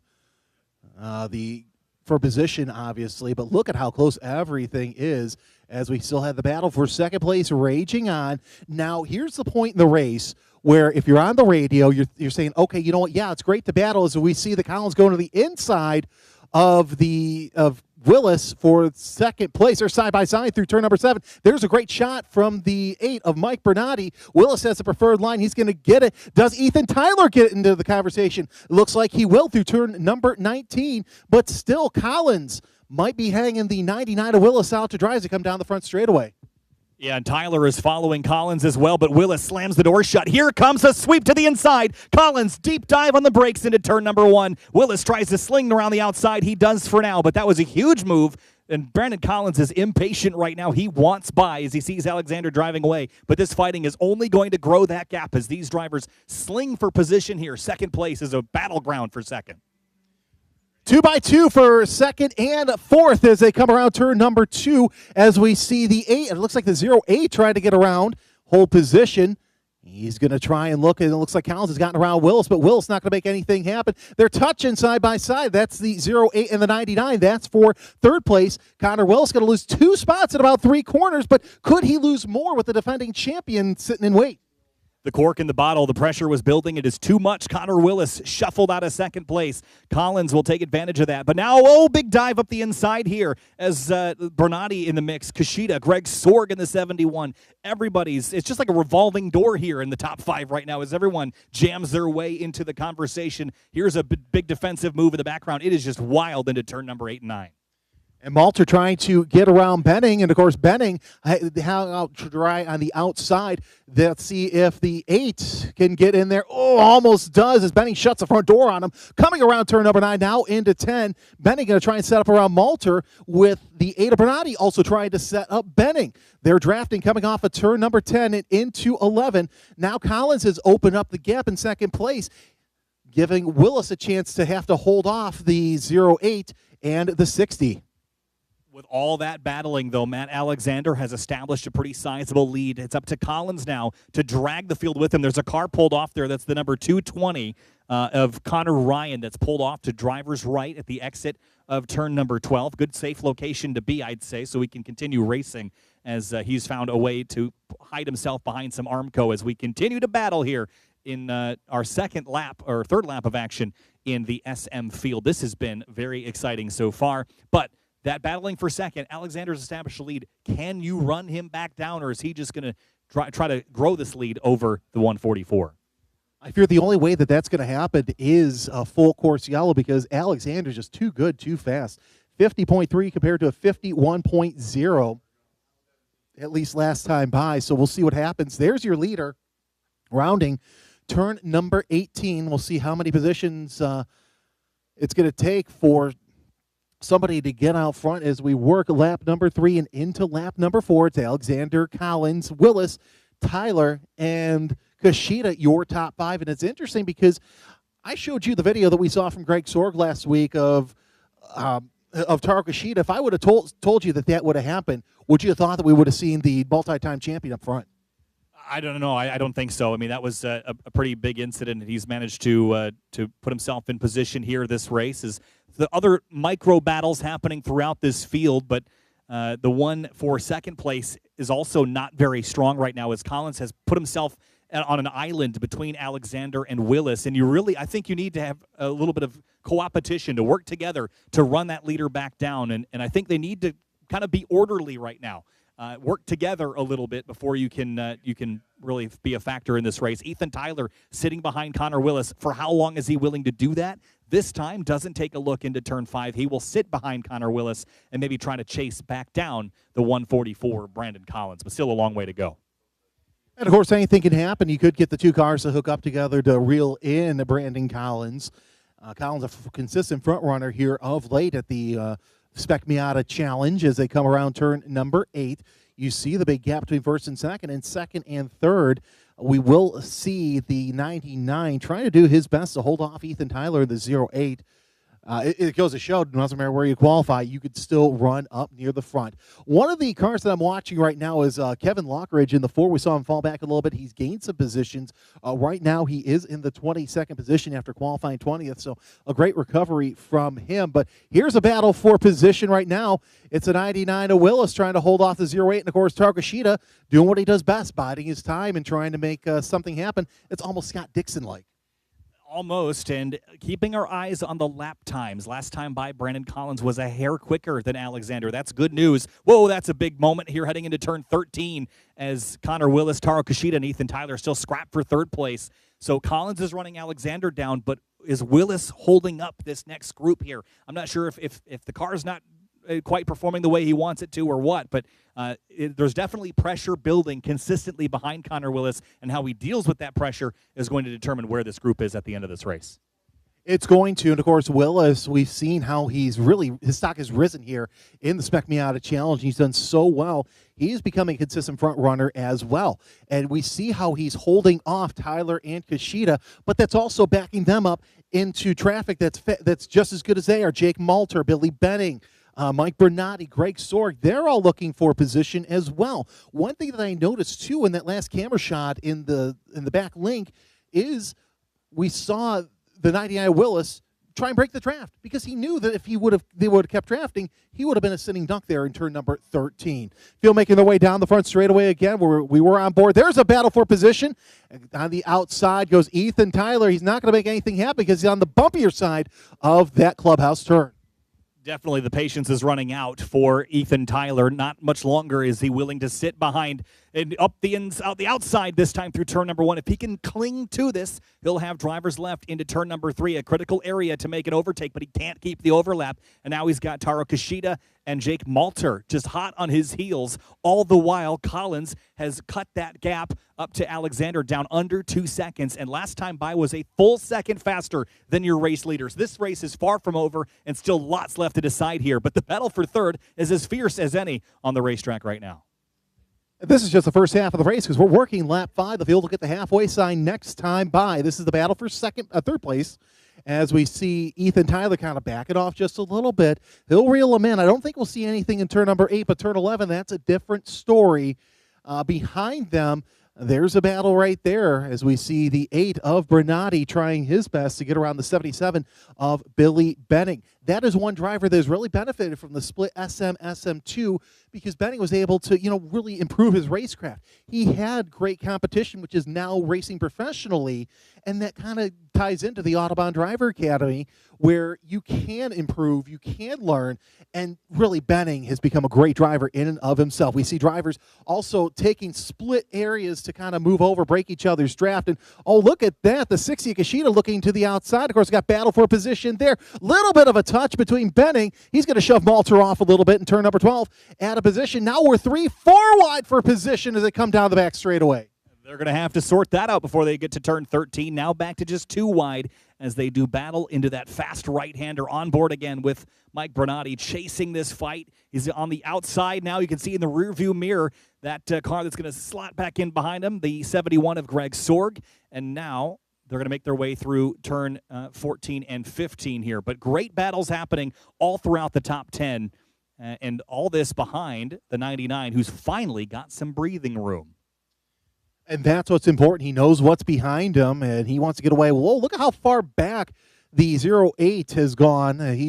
Ethan Tyler's gone from 4th to about 7th or 8th, but look at the battle for the lead now heating up between Alexander and Collins. Collins has gone from 1.8 second gap to, let's see how it is this next time by, but he's reeled him in. Halfway flags are in the air. It doesn't even feel like we've gone 5 laps already, but this is how it is in Spec Miata.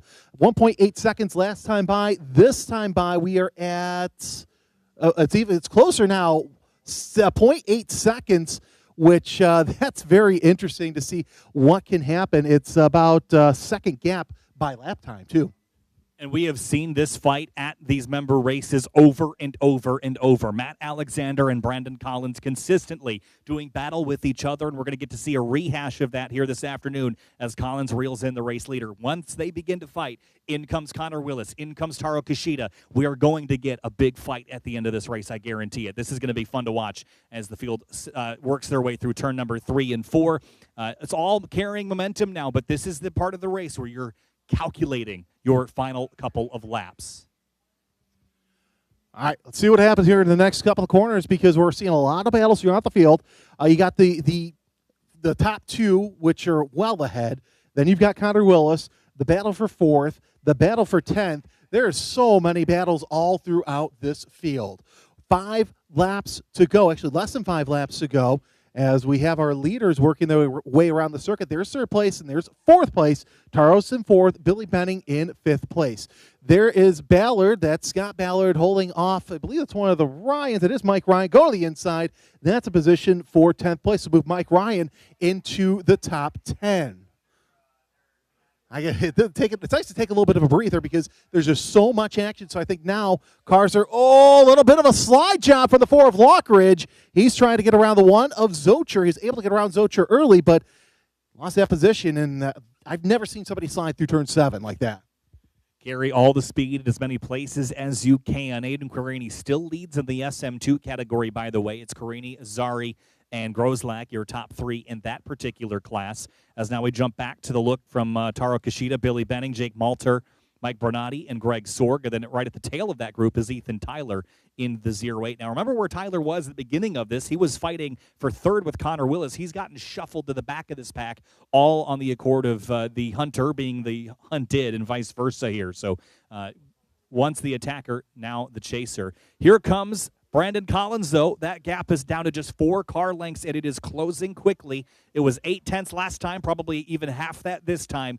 The lead is going to do battle. Now, are they comfortable with the advantage they have over Connor Willis?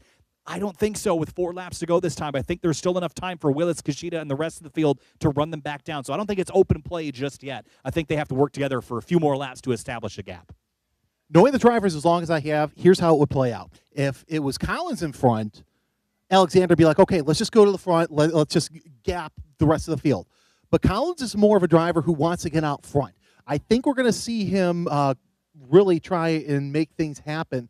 Alexander ran his fastest lap of the race at a 49.4, 49.1 out of Collins, half second behind.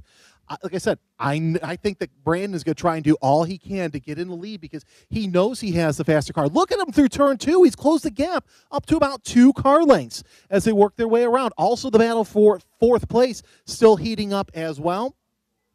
There's your top 2, and that's now a car length. So now we got to keep our eye on turn number 8, Kyle. Something's going to happen. And, of course, there's also a good shot there. There's the 8 of Bernardi all over the back of the 69 of Malter. Ahead of them is Billy Benning and Taro Kishida. Yeah, great battle back here between Bernardi, Malter, and Benning just ahead, and Taro Kishida at the pointy end of that group. And you mentioned the 2 leaders, Alexander and Collins, and how they've raced each other. And taking that history into account is very important for the tail of this race. If Collins is the quicker driver, having him out front is only going to help Alexander. It will tow him along, and he knows at least that way they can do battle amongst themselves, maybe not be the cork in the bottle and bring in more pressure into the equation as we make our way towards the end of this race. But there's that lead battle. Alexander leaving turn number 10 down the back straightaway. Collins is closing. Connor Willis, though, almost equivalent on lap time, just 0.2 shy of the leader in terms of pace last time by. So Willis could be a third horse in this race for the lead here shortly. But Alexander and Collins so close, a car length now through 11 and 12. He made a late braking move, and there's a battle for position there. Benning goes 2 tires off. He's going to slide a little bit, and that's going to back everybody up behind them. Bernardi looks to the outside of Malter, and that's going to be a great line going into turn number 3. They're side by side. So Malter, he's going to be hung out to dry, but that battle for the lead, that's heating up as well. There's 4th on, and a little bit of a slide job out of Benning as well. So Benning doing his best to keep the multi-champion Bernardi behind him. Of course, behind them, you've got a battle between Malter, Sorg, and the 08 of Ethan Tyler. This is such great racing up near the front. Let's see what happens in turn 6. Does Malter have anything for anybody? No, he doesn't. Ooh, look at that little wiggle by the 77 of Benning. Oh, a little bit more wiggle as he goes 1 tire on those rumble strips, and he's going to lose so much momentum going into 17. A wiggle and a wobble, and here comes Bernardi to the inside. He will take advantage of that, but doesn't have enough alongside him to fully drive up and make that pass, so he will have to try it again. I couldn't tell if it was Bernardi or someone else. I think it was Bernardi that was super wide at turn 13, just overcommitted to the corner and slid the tires. But as they come across the stripe this time, the leaders so close, and even closer still for 5th, 6th, 7th, 8th, and 9th into turn number 1 this time. Bernardi on the defensive here, as just behind him, Malter, Sorg, and Tyler all rapid fire in 8th, 9th, and 7th, 8th, and 9th. Well, Kyle, the battle for the lead has closed up to 0.2 of a second as Malter looks to the outside. He's not going to make anything happen. Let's go to the battle for the lead heading into turn number 4 as they are nose to tail coming out of turn number 3. It's not going to make anything happen. Oh, there's a little cone there on the outside. That's not too bad. I mean, it's out of the line, but nonetheless, Collins, he's taking that reel. He's got him in. Does he have the bait hooked up enough to get to the lead as they'll come into the heavy braking zone at turn 8 momentarily through turn number 5 and 6, and they're both hooked up. It's nose to tail as they come through 6. And so how patient will Brandon Collins be? Will he force this pass early, or will he sit in line and wait?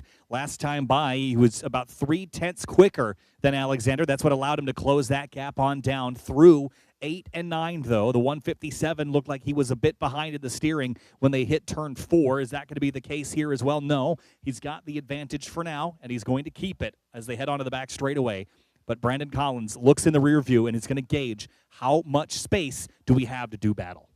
And, of course, we saw last time by Collins really heavy on those brakes. He probably used one extra brake marker than Brandon Collins and Ben Alexander did as we're watching the cars go around into the North Circuit. It's still the 157 and the 144, 1 and 2. As they're coming on to the North Circuit, little bit bigger gap than we've seen, but still, nonetheless, Kyle, it gives Brandon a chance to slow up, get those tires cool, and get ready for this run. We got more than 2 laps to go. That's the next point I was going to bring, because it's another handful of seconds back to Connor Willis and Taro Kishida. So while the front 2 battle, here it comes. Here comes Collins. Big dive to the inside. That's a late lunge. They're side by side for the race lead here in SM. Very tight, but Alexander rolls speed. He's off course. Drops the left side tires in the dirt, and through goes Collins. But no, Alexander kept his foot in the throttle pedal, and he put it to the firewall, and they're still side by side into turn number 18. And Collins goes wide. I don't think that's going to be good enough. It might be through turn number 18, and it is. So move Brandon Collins to the lead. But how long until Matt Alexander has an answer to that call? A very rare mistake by Matt Alexander. As they come down to the line, it'll be 2 laps to go. Collins with the defensive line going into turn 1. He's saying, if you want to pass me, you've got to go high. Alexander tries it. Collins shuts the door on him. Now they're side by side through the clubhouse turn. Move Matt Alexander back to the lead. It is a dogfight for the top spot. Alexander gets it back, and all the while, they lost a full second to Connor Willis, who's approaching them from 3rd. Not too far behind that is Taro Kishida in 4th. Could it be a 4-horse race for first place before this is all said and done? Just under 7 miles to go here as they head through turn number 3. Alexander gets the lead back from Collins after Collins stole it in turn 18. Nose to tail through turn number 4. The blue and silver car is Collins. The black car out front is Matt Alexander. And into turn 5, the battle is on for the top spot of this SM win at Autobahn's Festival of Speed. And, of course, Alexander opening up a little bit of a gap, but that's just enough room for him to breathe and assess what he needs to do to stay out front. Now, as we take a look at the lap charts, only 1 lap so far led by Brandon Collins as the field working their way down into turn number 8. Everybody setting up for the back straightaway. Now we've seen Brandon Collins break later and later. He takes a look to the inside in turn 9. Not a place where you want to turn, but he's getting in the mirrors of Alexander, which you all know getting in Alexander's head is tough to begin with. But Alexander taking the defensive line. Coming out of turn number 10. Starts to move over, and Collins joins them as they go down the braking zone. Collins pops out to the inside. Side by side through turn number 12. Does Collins have enough? He has a nose, and he's going to take part of the lead. 3/4 turn, and Alexander with a shortcut through turn number 12. He's got to give that position back, so he's going to set himself up for another battle for the lead as they come down onto the North Circuit. Yeah, I think he felt like if they tried to get through there side by side, they were going to make contact. So he just took the left at turn 12, cut the grass, and rejoined right behind Brandon Collins. So no advantage gained there, but he did avoid contact. But all that has brought Connor Willis back into the fight. And player 3 has joined the game. No longer in spectator mode is Connor Willis. He has joined this party. And not too far back is Taro Kishida in the number 60 as well. So while these 2 scrap, they brought the 3rd in, and the 4th is just waiting to join the fray. And, of course, we've got about 20 turns left to go, 21 actually if you count turn number 17, and that's what's going to make things a little interesting. Oh, we got one car off in turn number 9. That looks like the 44 of Kevin Davis, but we're back onto this lead as that might impede what happens here at the end of this race. So coming down to the stripe could be more vital than what normally happens. Here comes Brandon Collins, your leader. He's gotten around Matt Alexander once again. As the white flag is out, 1 lap to go. What happens here? As you said, player 3 has entered the chat. 0.2 of a second separate the two drivers. Now 2.3 seconds back to Connor Willis. There's your 44 of Kevin Davis. Yeah, so if Kevin Davis can't move that car, that corner will be covered by a local yellow. That will restrict passing in that zone. So that's something that Alexander and Collins, if they haven't seen it yet, they're going to have to this time through. And that means you've got at least 1 or 2 corners less as an opportunity to make the pass. But Connor Willis needs these two to fight some more if he wants a shot at it here. He hasn't been aggressive enough to make up enough time to run them down on his zone without them scrapping. Through turn 4 for the final time, Collins has the advantage. Alexander just lingering here. How much is he pushing? You see him on the back foot there, right rear, leaning over on the suspension as they head into turn number 5, and it's going to come down to a couple critical corners. Turn 11 is a critical one. 13 and 17 are your last real passing opportunities here, Jeremy, as we work through the backside and into 8 and 9. And, of course, Willis licking his chops, hoping that the two mess up front. We did see, a little bit of dirt there. Believe that is the 08 of Ethan Tyler with the dirt, but nonetheless, we are starting to go into the local yellow zone, so they will slow down. They can't pass until they get past turn number 10. So that's going to give advantage to Alexander.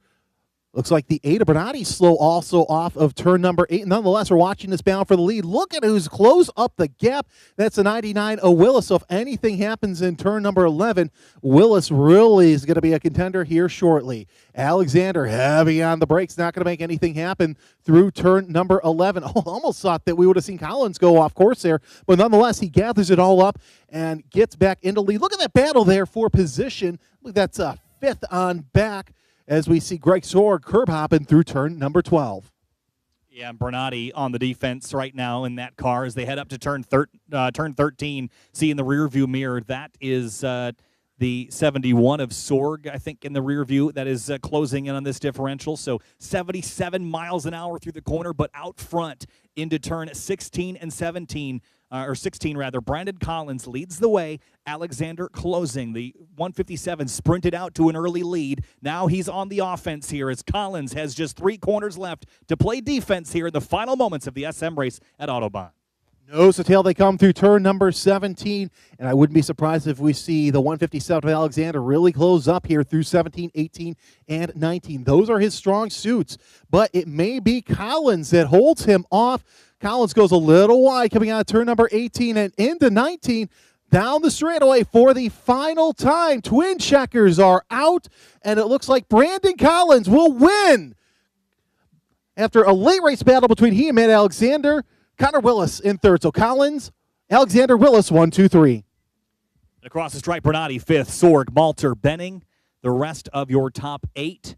And it looks like up next will be Mike Ryan, Dave Hicks coming up next. There's a little bit more battling going on deeper in the field here as they come to the stripe. Some side-by-side to the stripe here between two competitors. That is Hicks and Mazzari, I think, that were very close, or Mazzari and Zeismer in that. No, it was Zeismer and Bagley. 60 thousandths of a second for 10th place. The number 3 and the number 15 doing battle all the way to the stripe and back here as well. Some more drivers coming back to the finish. SM2, Matteo Azzari is going to lead the way back to the stripe. Bob Grozlak, Scott Ballard, then Aiden Quirini, who will be your podium finisher in SM2.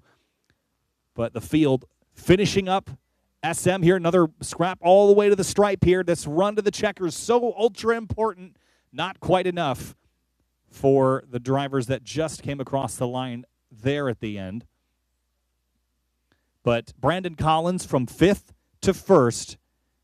Alexander led the majority of that race, but just crossed up a little bit at turns 11 and 12, had to shortcut through the grass, rejoined behind Collins, and then was not able to rejoin the leader club after that had to finish in second. Connor Willis did everything he could, including running his best lap on the last one, but it wasn't enough to have a shot at the lead for real. Taro Kishida top 5 in that number 60, and Mike Bernardi, our Sentinel onboard camera car, comes home in 5th place. Then Greg Sorg, Jake Malter, Billy Benning, Mike Ryan, and Tom Bagley grabs that top 10 by 60 thousandths of a second. That was a fun battle to watch all the way through as the field finishes up here at Autobahn Country Club. So Collins, Alexander, Connor Willis, your top 3 in the SM field. And in SM2, one more time, it was Matteo Zari that got it done, I believe, in SM2. Yes, then Bob Grozlak and Aiden Quirini. Aiden Quirini was the leader in that SM2 field for so long, we'll have to settle for 3rd in SM2. I'm checking my heart rate. I'm very glad that my doctor's not watching because it was over 100 at one point during this race. That's how good this racing is here in Spec Miata. There's your top 10, all Spec Miatas, as we are going to go down to the podium here momentarily with Matt Lauterbach. I've got to say this, Kyle. That was one of those races where you could just throw strategy out the window because we saw how early and how big of a gap Matt Alexander had. But you knew at some point somebody was going to be able to challenge him and get up there because when you're out front that big in Spec Miata, you're a sitting duck. Something's going to happen to where 2, 3, 4 cars are going to hook up and they're going to catch up to you. We saw something that we hardly ever see, and one car just motor through and then catch up, and that's where we saw the battle. That was the weird thing about this race. I haven't seen that happen in SM a lot, where usually it's a pack of cars that will run you back down as you're the sitting duck out front. But this time, it was just Brandon Collins all on his own. Without assistance of the draft, just drove up there from 3+ seconds back and just went up there and passed Matt Alexander. Didn't need any assistance to do it, but you have to feel for Connor Willis. Had so much franticness happening around. He didn't get to show his true pace until his final lap where he ran his personal best, which was quicker than that of Matt Alexander, the driver that finished second. So how frustrating is it to start a race and be flailing about trying to keep your position, knowing you've got the pace but unable to show it when you're playing defense so much? Here's the thing. Connor's going to take that into the bank, and he's going to use that later on down the road as experience. He's a young driver. He's going to get better. It's going to come with experience. It's better that he does this now rather than on something of a bigger stage, because now he can sit back and say, okay, this is what happened here. So X happened because of Y. Well, now I could take, with X happens again, I can have Z happen, and then that's going to give me the end result. So really, though, a 3rd place for him, a great finish. Really, let's take a look, talk about Taro Kishida, too, in 4th place with a car that they had to repair in less than a week to get back racing. That was fantastic. He ran fast laps in qualifying, ran fast laps, and had to hold off some fast cars like Bernardi, Sorg, and Malter, as well as Billy Benning, all throughout the race. Yeah, what an amazing recovery and what a great drive by Taro Kishida. Didn't really get to show his true racecraft today, kind of just on the tail end. Again, that fighting kind of split that group up, and they didn't really get to battle it out as much as I would have hoped. But Taro, a top 5 a week after stuffing it in the tire bundles, that is an amazing result for that number 60. While it will not be a podium celebration for the 60, certainly celebrations are in order for him and that team that got that car back in one piece and ready to go racing. Mike Bernardi, the Sentinel onboard camera car, P5 as well. Good effort there to climb through the field. He started his race back in 6th place, so up 1 spot overall. Greg Sorg in the 71, we should point out as well. Nice pickup for him. But all in all, we told you that the winner might come from the first 6 rows. That was true. It was your front row starters, essentially. Well, Brandon Collins came from P5, but Alexander 2nd, and Connor Willis in 3rd, Jeremy. But what a great race as we look forward to these podium ceremonies here in just a few minutes. And, of course, when you head over for dinner tonight, make sure to check out the new Autobahn apparel that is here. Visit the Clubhouse Lounge for our new selection of Autobahn gear. Ask any Autobahn team member in the clubhouse for additional sizes and inventory. I've got to say, this was just such a great race because it had everything without a full course yellow, which is fantastic because normally you see those battles for the lead tighten up when you have a full course yellow. It took pure grit and talent for Brandon Collins to reel in Matt Alexander, and Alexander, as always, didn't let him have it the easy way. Certainly, and I think that battle, it was very clean, very tidy. They didn't run each other off the track. I know we saw Alexander go for a ride through the grass, but it was more of a, I got in here too deep, so I'm going to escape versus try to sling the car back on course. But it was a high-octane battle, and I think they're both going to shake hands and have fun after this. It was certainly fun to watch. And Connor Willis, again, just wishing he could have been in it. It was so close at the end, just 1.3 back from a run at second place. So all in all, great racing, great fighting. And you mentioned no full course yellow in a field of 36 in a class of car that is known to be pretty physical. That's an impressive drive, an impressive race by everybody. And, of course, you saw the handshake between Matt and Brandon there at the end. Brandon giving a thumbs up to the camera. He is your winner of today's race. And it's interesting because we had 3 races. The only time we had the pace car out front was for the pace car. Up front for the start. So that was great to see. And what's interesting is I've seen drivers walk around. They're tuckered out. It may have been a 10-lap race, but it was a very physical 10-lap race. Yeah, incredibly physical. And, again, it's not cool out today. It's certainly warm out here. So you see them pulling off the fire suit, cooling things off now as well. I know I can tell you, even from the sim racing side, when you're working hard, you're sweating, and add in 100-degree inside car temperature, and the heat of battle will make you sweat in these SM races. So good sportsmanship we're seeing down there. Connor Willis in the 99, Matt Alexander, Brandon Collins celebrating what was a successful race to watch.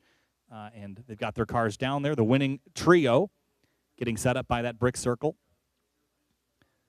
Taro Kishida, Mike Bernardi just missing out on podium spots, but deserving of them as well. As we're going to head down to the podium celebrations with Matt Lauterbach's going to give us the rundown there down at the podium. All right, well, what a race that we had here today. Not only our Spec Miata racing today, but our Wings and Things Challenge and our GT Challenge classes race as well.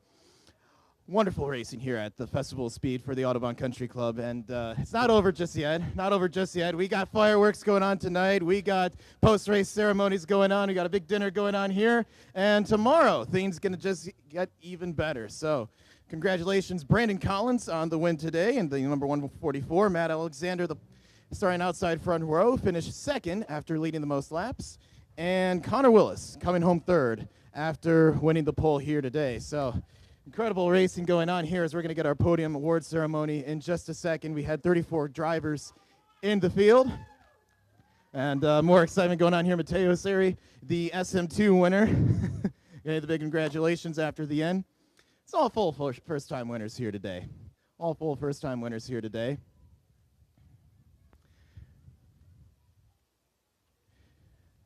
As we're going to get set here with our podium awards ceremony in just a second, trying to get the champagne going here. New feature here that a lot of people are still trying to get things going here.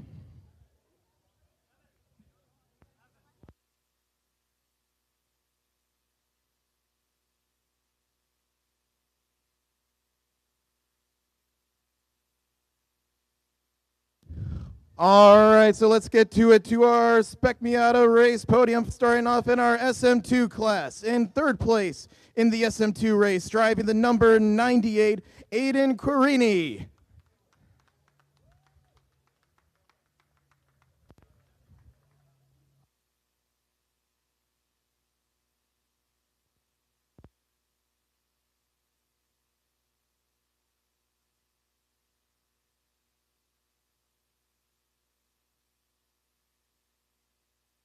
In second place in our SM2 race, driving the number 89, Bob Groselak.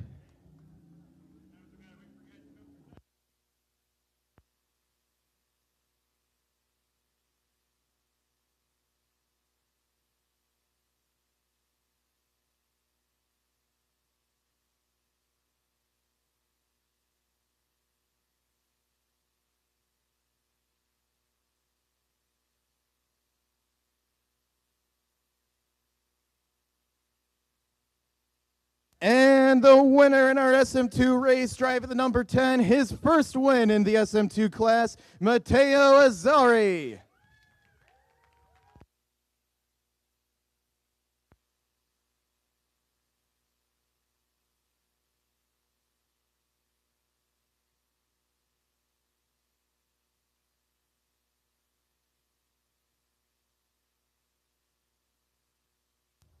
And ladies and gentlemen, your SM2 class podium finishers at the Autobahn Country Club today.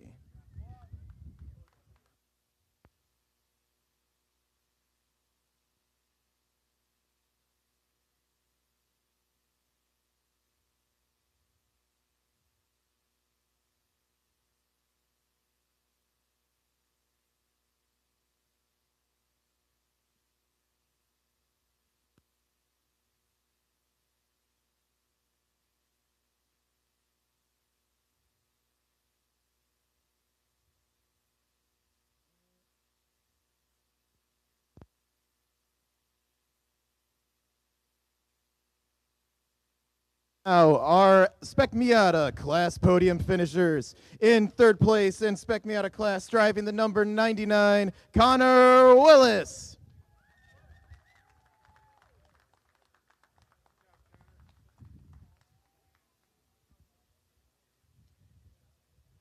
In second place in our Spec Miata class, driving the number 157, Matt Alexander.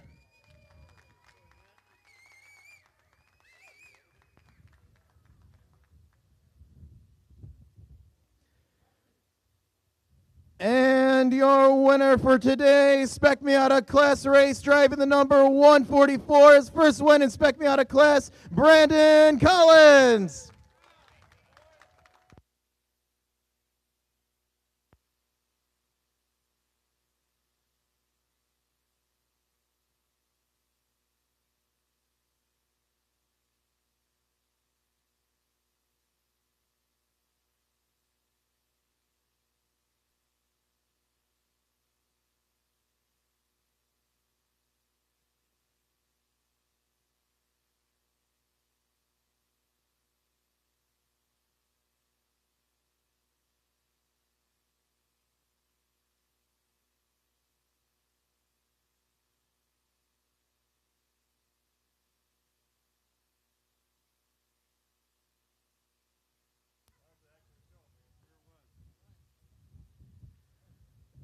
And ladies and gentlemen, your Festival of Speed Spec Miata podium finishers.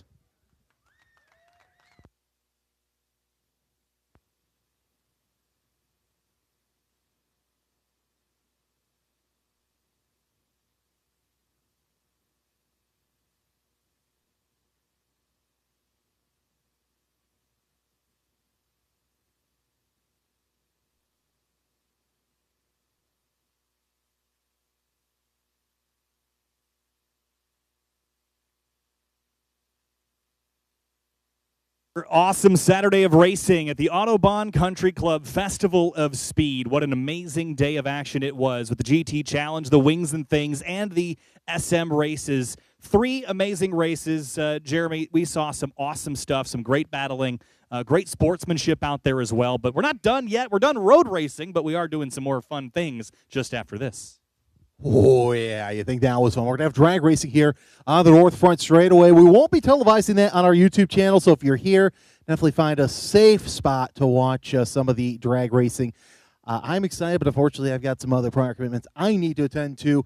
If you get a chance to watch it, highly recommend you do so. And of course, that doesn't mean that we're done with Festival of Speed. We've got one more day, kart racing on the kart circuit, and lots of fun festivities on the full track. Kyle, let's give your final thoughts. So happy to be here. So happy to join everybody for the Festival of Speed. What a great show it was. A big thanks again to Signature Production Group for helping put this on. It certainly some great scenes around the racetrack, high above the racetrack, and down on pit lane. Thanks to Matt Lauterbach as well for being down there, giving us that awesome pre-race, and then the podiums throughout the afternoon. So appreciate everybody. Jeremy, had a great time. Can't wait to do it again.